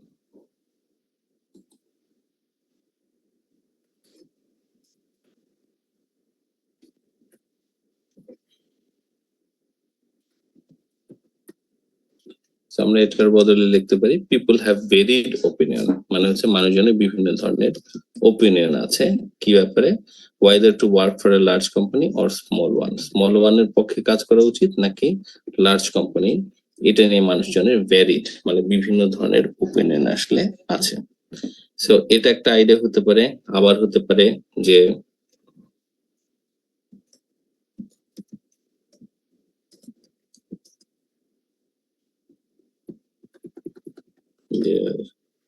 Sir এখানে ডিরেক্ট পিপল লেখা যাবে sir? People have says that বলেছে, তো পিপল হ্যাভ ভেরিড ওপিনিয়ন, এটা একটা সুন্দর এক্সপ্রেশন আর কি, যে মানুষজনের মধ্যে বিভিন্ন ধরনের ওপিনিয়ন আছে। ওয়ার্ড তো কপি করা যাবে, যে ওয়ার্ক দিয়েছি, কিন্তু এক্সপ্রেশনটা ডিফারেন্ট আর কি। আর যদি আপনি ডিফারেন্ট ওয়ার্ডে লিখতে চান সেটার একটা উদাহরণ এখন দেখাচ্ছি। দেয়ার আর, আচ্ছা এইগুলো কি ছোট ছোট না? এইগুলো না রে, আর একটু বড় দাও, এরকম নাই, আর একটু বড়। কোনটা ব্রাদার? কারে যে মিউট করতে গিয়ে আমি কারে মিউট করতেছি। ওকে, there is varied, there are variety of, there are various opinion about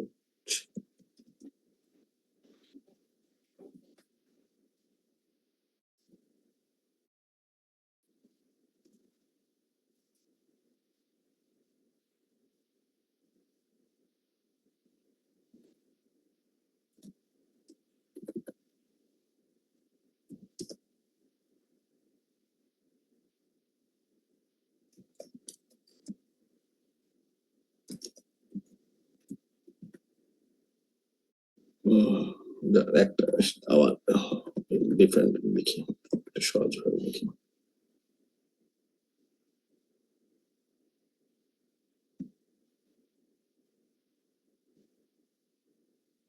হ্যাঁ, এটাকে ঘোরায় লেখার আরেকটা সহজ উপায় হচ্ছে, এখানে দেখেন দুটো জিনিসের কথা বলেছে, লার্জ কোম্পানিতে ওয়ার্ক করা better then small company.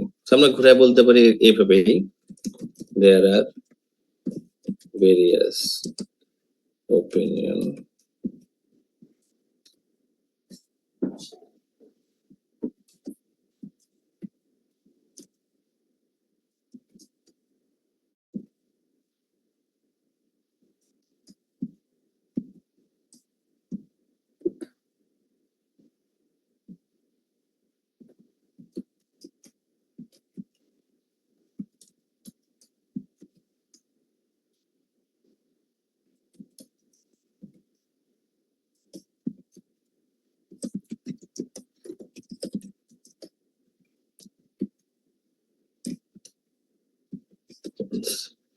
There are various opinions about if the smaller water companies are worse to work than the larger ones. এই যে স্মলার মানে উল্টা করে লিখছে আর কি, তো এখানে বলছে বেটার টু লার্জ কোম্পানিতে ওয়ার্ক করা বেটার, আর আমরা এখানে ঘুরে লিখলাম যে তাহলে কি স্মল কোম্পানিতে কাজ করাটা ওর্স কিনা, এটা আমরা হচ্ছে জানতে চাচ্ছি, যে এরকম আমাদের মধ্যে বলতে পারি যে এরকম ওপিনিয়ন আছে। দেন আমরা আরেকটা লাইন বলতে পারি,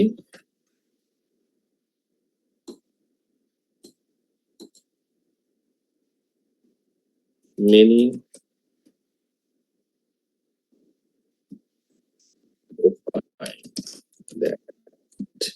এটা হচ্ছে একটা এক্সপ্রেশন আর কি, মেনি মে ওপাইন দ্যাট মানে হচ্ছে অনেকে এই কথা বলে যে ওয়ার্কিং ফর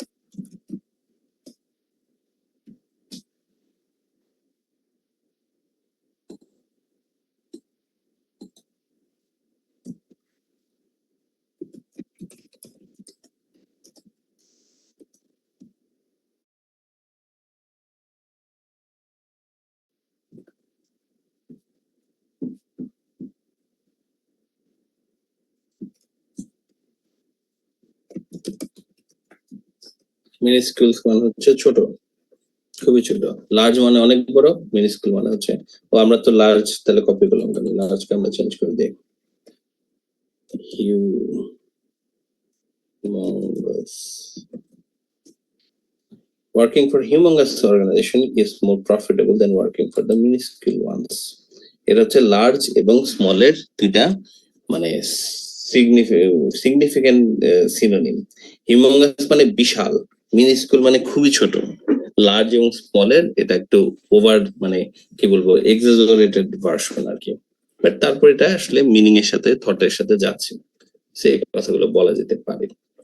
আপনারা একটু এটাকে দেখুন, তারপর আমরা হচ্ছে ইন্ট্রোডাকশনটা শেষ করছি। সেটা হচ্ছে জিস্ট অফ দা টপিক, টপিকটাকে একটু ঘুরিয়ে লেখা। তো এক্ষেত্রে আমার একটা সাজেশন হচ্ছে যে আপনি যদি সিনোনিমের ব্যাপারে শিওর না থাকেন তাহলে আপনি চাইলে মোটামুটি হুবহুই দিয়ে দিতে পারেন। আপনারা যেটা যখন বলছিলেন এগুলো কথাগুলো আসলে ঠিকই ছিল, কারণ এই লাইনটাতে খুব বেশি স্কোর আসলে নাই। হ্যাঁ, লজিকেই আসলে আপনার সবচেয়ে বেশি স্কোর, সেটাতে খুব বেশি স্কোর নাই, কিন্তু আপনি যদি ভুল ওয়ার্ড ইউজ করেন না বুঝে সেক্ষেত্রে আপনার কিন্তু স্কোর কাটা যাবে। সেটা বেটার হচ্ছে যে আপনি যদি শিওর না থাকেন যে কোন ওয়ার্ডটা আমি ইউজ করব, তাহলে মোটামুটি খুব চেঞ্জ আমরা কম করি। বাট যদি শিওর থাকেন যে হ্যাঁ না মোটামুটি আমি ভোকাবুলারিটা শিওর, তাহলে আপনি হচ্ছে সেই অনুযায়ী কি করতে পারেন, সেই অনুযায়ী আপনি ওটাকে চেঞ্জ করে লিখতে পারেন। তো এটা একটু মাথায় রাখবেন যে আপনি সিনোনিম যে ইউজ করতে যাচ্ছি সেটা অ্যাপ্রোপ্রিয়েট, মানে ভোকাবুলারিটা অ্যাপ্রোপ্রিয়েট কিনা, এই যা সবাই একটু দেখে রাখুন।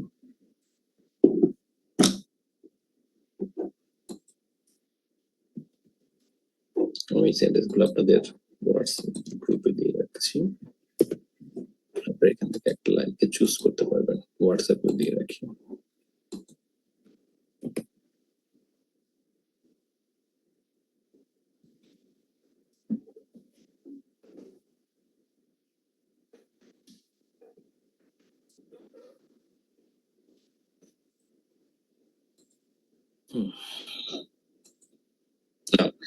এরপরে আপনাকে বলতে হবে give an idea about what you are going to write in the এসে।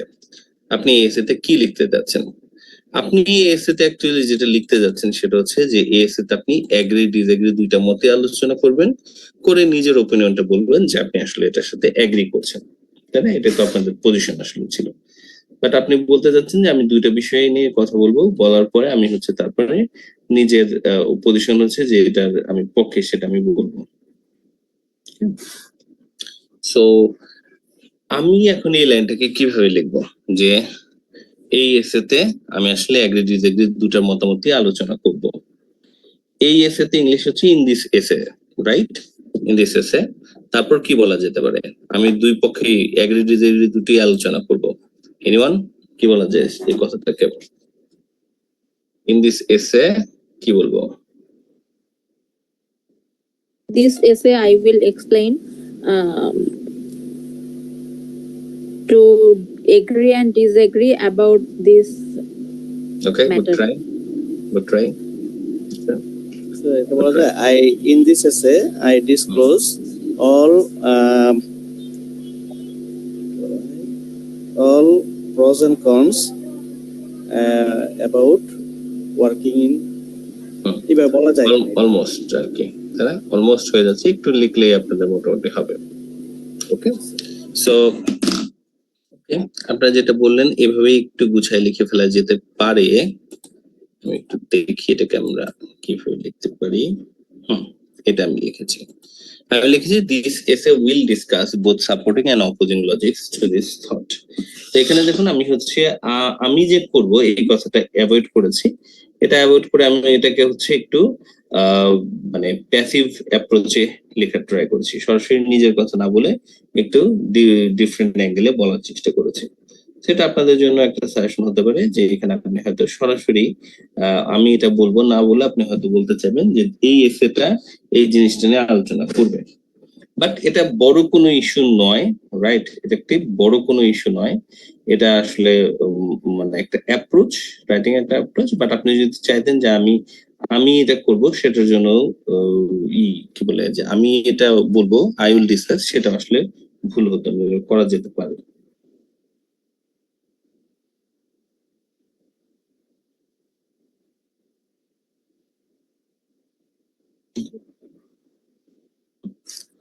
So this essay will discuss both supporting and opposing logics to this thought. এবং এরপর আমাদের যেটা দিতে হবে সেটা হচ্ছে নিজেদের পজিশন।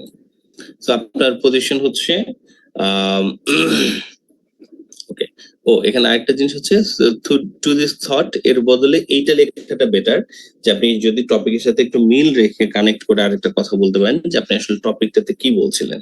যেমন আমি এখানে টপিকটাতে বলতে যাচ্ছি যে লার্জ কোম্পানির পক্ষে আমি, সো আমরা লার্জ কোম্পানির পক্ষের এবং বিপক্ষের, ওয়ার্কিং ফর বিগ কোম্পানির পক্ষের এবং বিপক্ষের আমরা আসলে লজিক দিব। সো এই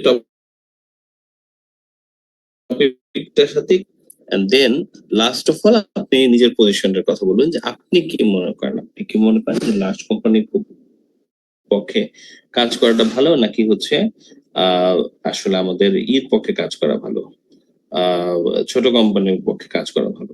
আমি মনে করতেছি এটা হচ্ছে personally find that working for a large company is more চেষ্টা করি। এটা হচ্ছে আমাদের ইন্ট্রোডাকশনের 3টা সেন্টেন্সকে ইউজ করে লেখার একটা approach. So give detail the topic, give an idea about what you are going to write in this essay, and state your. আপনার একটু 1 মিনিট এটা দেখে ফেলুন, আমাদের ক্লাসের টাইম যদিও শেষ, বেশি সময় লাগবে না যেহেতু আমাদের বডি প্যারাগ্রাফ গুলো হয়েছে। আমি আপনাদেরকে দেখিয়ে দেবো, আমরা নেক্সট ক্লাসে হচ্ছে পুরো এসেটা একসাথে লিখবো।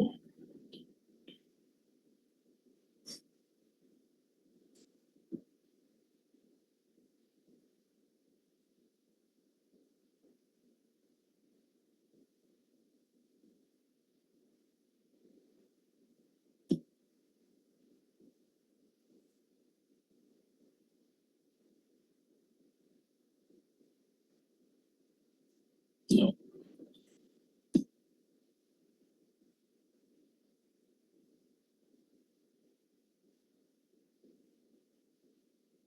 ওকে, সো এবার আমরা হচ্ছে দেখবো যে আমরা বডি প্যারাগ্রাফ গুলো কিভাবে লিখতে পারি বা আমরা কিভাবে লেখার চেষ্টা করেছি। সো এখানে হচ্ছে বডি প্যারাগ্রাফ গুলোর জন্য আমরা কিছু লজিক ভেবেছি, আপনারা কিছু লজিক ভেবেছিলেন, এরকম আপনারা হচ্ছে লজিক গুলো তৈরি করবেন। লজিক গুলো তৈরি করার পর ধরুন আমরা দুটো লজিক পেয়েছি। একটা লজিক হচ্ছে যে বড় কোম্পানির সাথে জব করার সুবিধাটা হচ্ছে যে জব সিকিউরিটি বেটার পাওয়া যায়, ভালো জব সিকিউরিটি, মানে একটা জব সহজে যাবে না। আর যদি আপনি ছোট কোম্পানির সাথে কাজ করেন তাহলে হচ্ছে আপনার সুবিধা হচ্ছে যে ছোট কোম্পানি বেশি দিবে আপনাকে, ফ্রিডম দিবে। সেটা হচ্ছে আপনাদের সেকেন্ড মানে ডিসএগ্রির লজিক। সো দেন আপনি এটার উপরে ইন্ট্রোডাকশনটা লিখেছেন, যে আমাদের ইন্ট্রোডাকশনটা লেখা হয়েছে। আর আমরা এবার হচ্ছে এই লজিকটার উপর বেস করে একটা পূর্ণাঙ্গ প্যারাগ্রাফ লেখা দেখবো। বডি প্যারাগ্রাফ লেখার ক্ষেত্রে গতদিন আমরা এই জিনিসটা দেখেছিলাম যে একটা বডি প্যারাগ্রাফ লেখার ক্ষেত্রে আমরা একটা স্টার্টিং দিব, একটা ফিনিশিং দিব, আর বডির ভিতরে আমরা হচ্ছে অ্যান্সার মানে লজিকটার একটা রিজন এবং একটা এক্সাম্পল দিব। দেখুন আপনাদের মনে পড়ছে কিনা।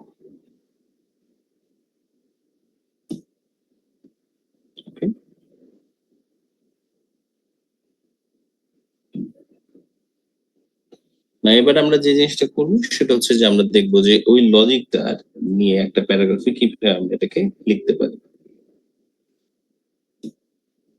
Let's try this. So আমরা স্টার্টিংটা দিচ্ছি যে there are many reasons to think that large companies are better place to work. কারণ আমি এগ্রির প্যারাগ্রাফ লিখছি, it is better to work for a large company. There are many reasons to think that large companies are better place to work. আমাদের logic ছিল হচ্ছে এইটা যে আমরা বড় কোম্পানিতে আমাদের বেটার জব সিকিউরিটি আসলে বেটার থাকে। So let's try that. So চলুন আমরা দেখি, to start with, the bigger the company, more job security they can easily offer. কোন প্রতিষ্ঠান যত বড় হয় তত জব সিকিউরিটিটা আসলে বেটার থাকে সাধারণত।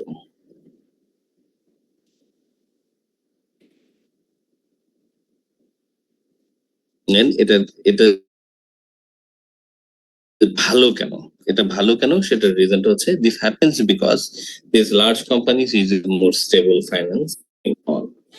তারা হয়তো মানে এই বড় কোম্পানিগুলোর কিছু স্পেশাল ফ্যাসিলিটি থাকে, যে তাদের অনেকগুলো মানে তাদের মধ্যে প্রচুর তাদের ফাইন্যান্স আসলে থাকে, যে জন্য তারা জব সিকিউরিটি দিতে পারে।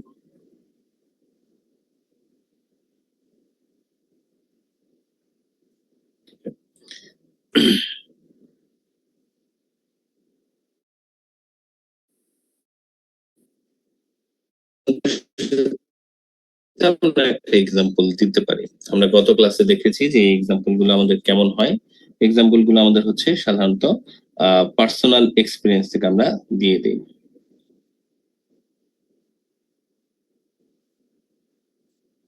সো পার্সোনাল এক্সপিরিয়েন্স থেকে আমরা দিতে পারি। একটা এক্সাম্পল এরকম হতে পারে, আমাদের এটা তো রিজন ছিল।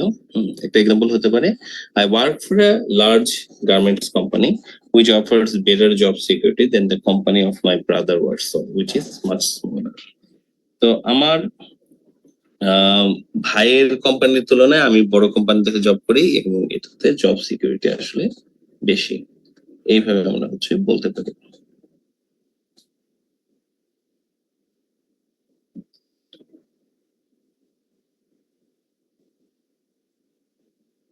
স্যার এক্সাম্পলও স্যার কম্পেয়ার দেখাইতে হবে? না, নট নেসেসারিলি। এইটা হচ্ছে আমি দেখালাম আর কি, এখানে কমপ্লেক্স সেন্টেন্স দেখানোর জন্য। আপনি তার আরো সিম্পলি এটা আসলে বলতে পারতেন, তাহলে সমস্যা হতো না।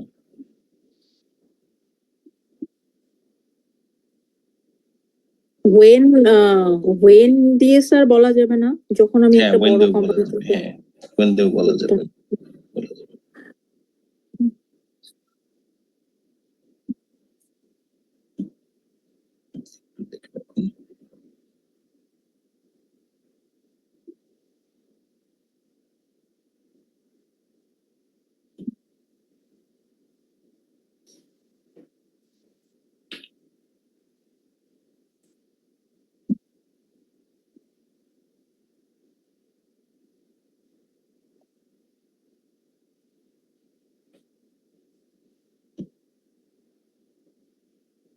ওকে, সো এবার আমরা তাহলে এক্সাম্পলটা যখন দেখে ফেলেছি, এবার আমরা ফিনিশিংটাতে আসতে পারি।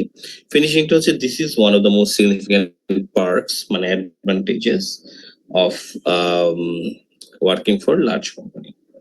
এটা এইভাবে বলে আমরা আমাদের লেখাটাকে শেষ করতে পারি। সিগনিফিকেন্ট পার্কস স্যার, এটা নতুন ওয়ার্ড। অ্যাডভান্টেজ, পার্কস মানে হচ্ছে অ্যাডভান্টেজ, PER।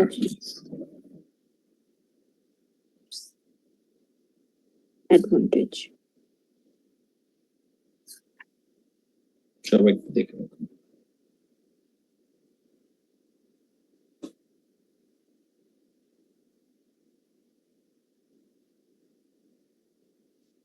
সুন্দর ওয়ার্ডটা box.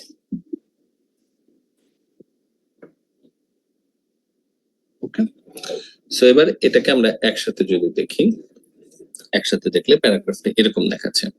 There are many reasons to think that large companies are better place to work. To start with, the bigger the company, more job security they easily can offer. This happens because this large large businesses usually have more stable finance and they have multiple functions going on. For example, বলে আমি উদাহরণটা বলেছি, this is one of the most significant parts, বলে আমরা finishing দিলাম, but this is one of the most important advantages of working for a large company.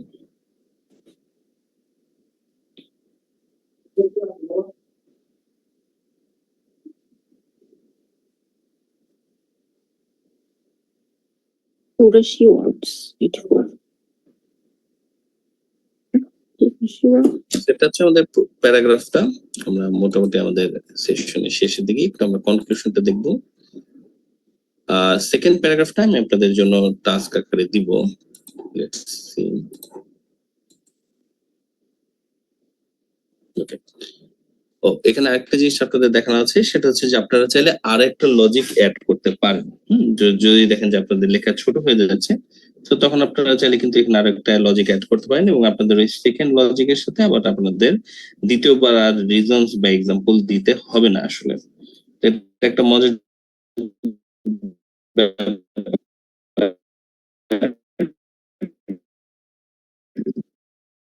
যে আমাদের IELTS এর এসে রাইটিং এর ক্ষেত্রে একটা লজিকের সাথে আসলে এক্সপ্লেনেশন দিতে হয়, এবার আপনার দিতে হয় না।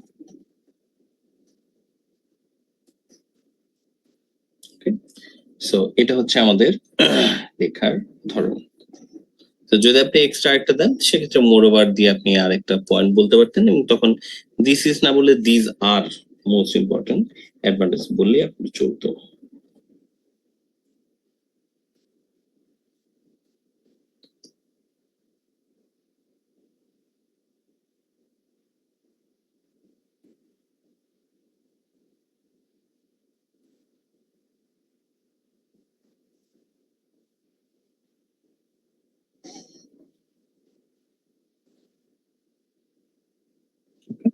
সো এবার আমরা একটু ফিনিশিংটা দেখি। ঠিক একইভাবে আপনারা হচ্ছে ডিসএগ্রির প্যারাগ্রাফ লিখতে পারবেন। আমি ডিসএগ্রির প্যারাগ্রাফটা, এগ্রির এবং ডিসএগ্রির প্যারাগ্রাফটা আমি আপনাদেরকে একটু দিয়ে দিচ্ছি।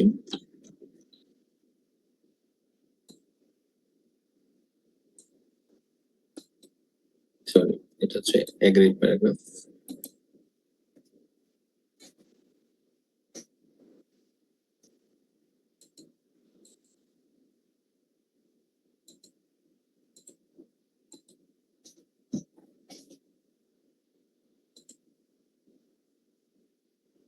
এটা আমাদের ডিসএগ্রির প্যারাগ্রাফটা লিখতে হবে।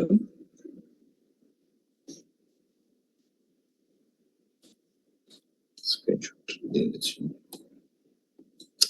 আজকে কি হয়েছে, নেট এত প্রবলেম করছে।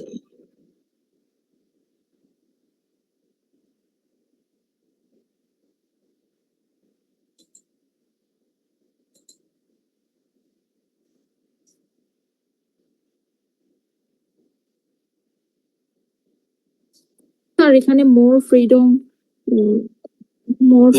বলতে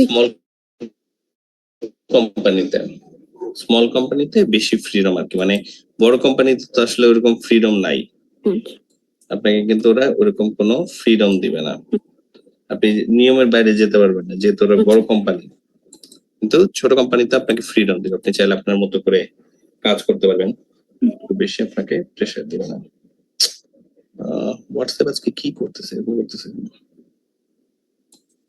আচ্ছা হোয়াটসঅ্যাপ আমি একবারে দিচ্ছি, হোয়াটসঅ্যাপে কোনো একটা কারণে আজকে একটু প্রবলেম করছে, শেয়ার হচ্ছে না।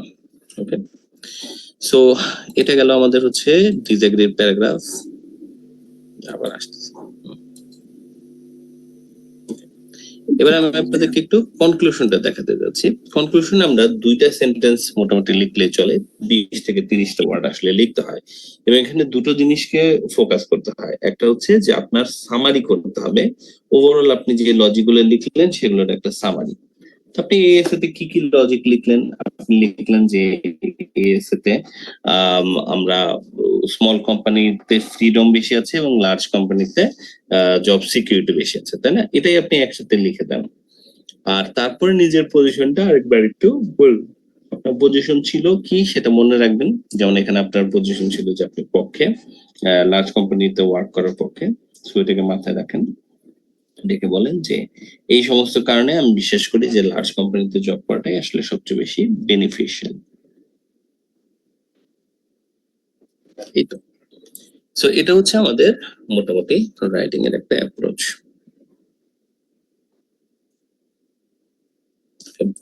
সো এটাকে যদি আমরা একসাথে একটু দেখি টাস্ক আকারে,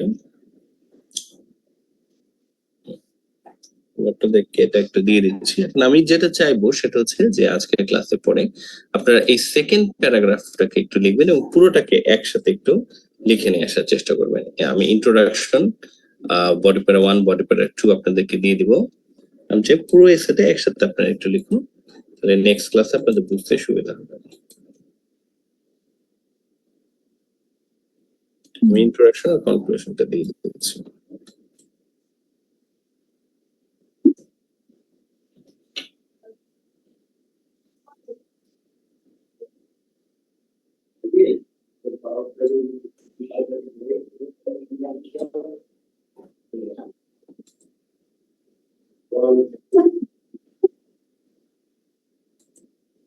এটা আমাদের কনক্লুশন, ইন্ট্রোডাকশনটা একটু দেই।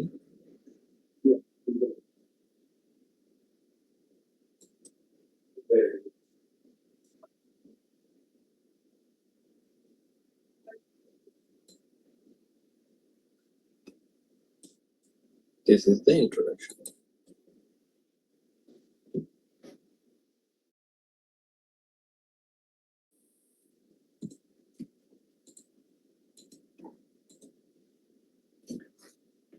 সো এখন এটা ছিল আমাদের আসলে পুরো এসেটার ওভারঅল স্ট্রাকচার। আজকে ক্লাসে আমরা যা যা আলোচনা করলাম তার মধ্যে ছিল যে আমাদের স্কোরিং ক্রাইটেরিয়ন গুলো কি কি আছে, কোন ভুলগুলো করা যাবে না, যেমন ওভার জেনারেশন করা যাবে না, ল্যাক অফ ফোকাস করা যাবে না, এবং ল্যাক অফ প্রিসিশনটা করা যাবে না। আর তারপর আমরা ওভারঅল স্ট্রাকচারটাকে দেখলাম, কত মিটার ভিতরে আমাদের লিখতে হবে, কোন প্যারাগ্রাফের ফোকাসটা আসলে কি সেটা আমরা দেখলাম। আমি চাইবো আপনারা স্যাম্পল অ্যান্সারটা একটু দেখে রাখুন, এবং আমি আপনাদেরকে সাথে আজকে একটা নোট শেয়ার করতে যাচ্ছি কিছুক্ষণের মধ্যে, পিডিএফ। নোটটাকে আপনারা একটু পড়ে দেখুন, ওখানে আরো আইডিয়া গুলো শেয়ার করা আছে। দেন কালকে আমরা হচ্ছে পুরো এসে একটা লিখবো, আপনারা ওটার প্রিপারেশন নিয়ে আসবেন যে কালকে আপনারা আমার সাথে কিন্তু একটা পুরো এসে লিখবেন। দেন আমরা 1 সপ্তাহ সময় পাবো রাইটিং এবং রিডিং এর উপরে ওভারঅল রিভিউ করার জন্য, ঠিক আছে? করে নেক্সট উইকে আবার আমরা হচ্ছে বসবো 14 তাই না? জি স্যার। স্যার 18 তারিখের আগে আমাদের অধিকাংশ ক্লাসগুলো আসলে শেষ হয়ে যাবে। আগামী 15 আগামী সপ্তাহের 15 তারিখে আমাদের হচ্ছে আমাদের তো টাস্ক 2টা হয়ে যাচ্ছে, টাস্ক 1 এরও অধিকাংশ অংশ আমাদের আগামী 15 তারিখের মধ্যে হয়ে যাবে। আমরা প্রথমে একাডেমিকদের রাইটিংটা শেষ করে ফেলবো, ততদিনে মাকসুদে আপনি তাহলে 13, 14, 15 তারিখে আপনি একটু নিবেন, ব্রেক নিবেন রিডিং এন্ড আদার্স গুলোকে রিভিশন দেওয়ার জন্য। 13, 14, 15 তারিখে আমি হচ্ছে একাডেমিকদের ক্লাসগুলো শেষ করে দেই, তারপর আপনার ক্লাস আমি হচ্ছে আলাদাভাবে নিয়ে নেই এই সপ্তাহে, ঠিক আছে? ওকে ওকে স্যার, ঠিক আছে। তাহলে আপনার ক্লাস হচ্ছে আগামীকালকে, এবং তারপর আপনি একটা ব্রেক পাচ্ছেন। ওই ব্রেকের সময় আমি আপনাকে আরেকটা কাজ করাতে পারি, আমি হচ্ছে আপনাকে শিফাতের সাথে বসিয়ে দিতে পারি ওই দিন, তাহলে আপনার একটু প্র্যাকটিসের মধ্যে থাকে। ওকে ঠিক আছে। তো জিনাত, সম্রাট, আপনাদের আগামী সপ্তাহে হচ্ছে পুরো কোর্সের ক্লাস শেষ হয়ে যাচ্ছে, তারপর আপনাদের কিন্তু এক্সামের প্রিপারেশন নেওয়া শুরু করতে হবে। ওকে জি ঠিক স্যার। আছে, তাহলে পর্যন্তই। See you.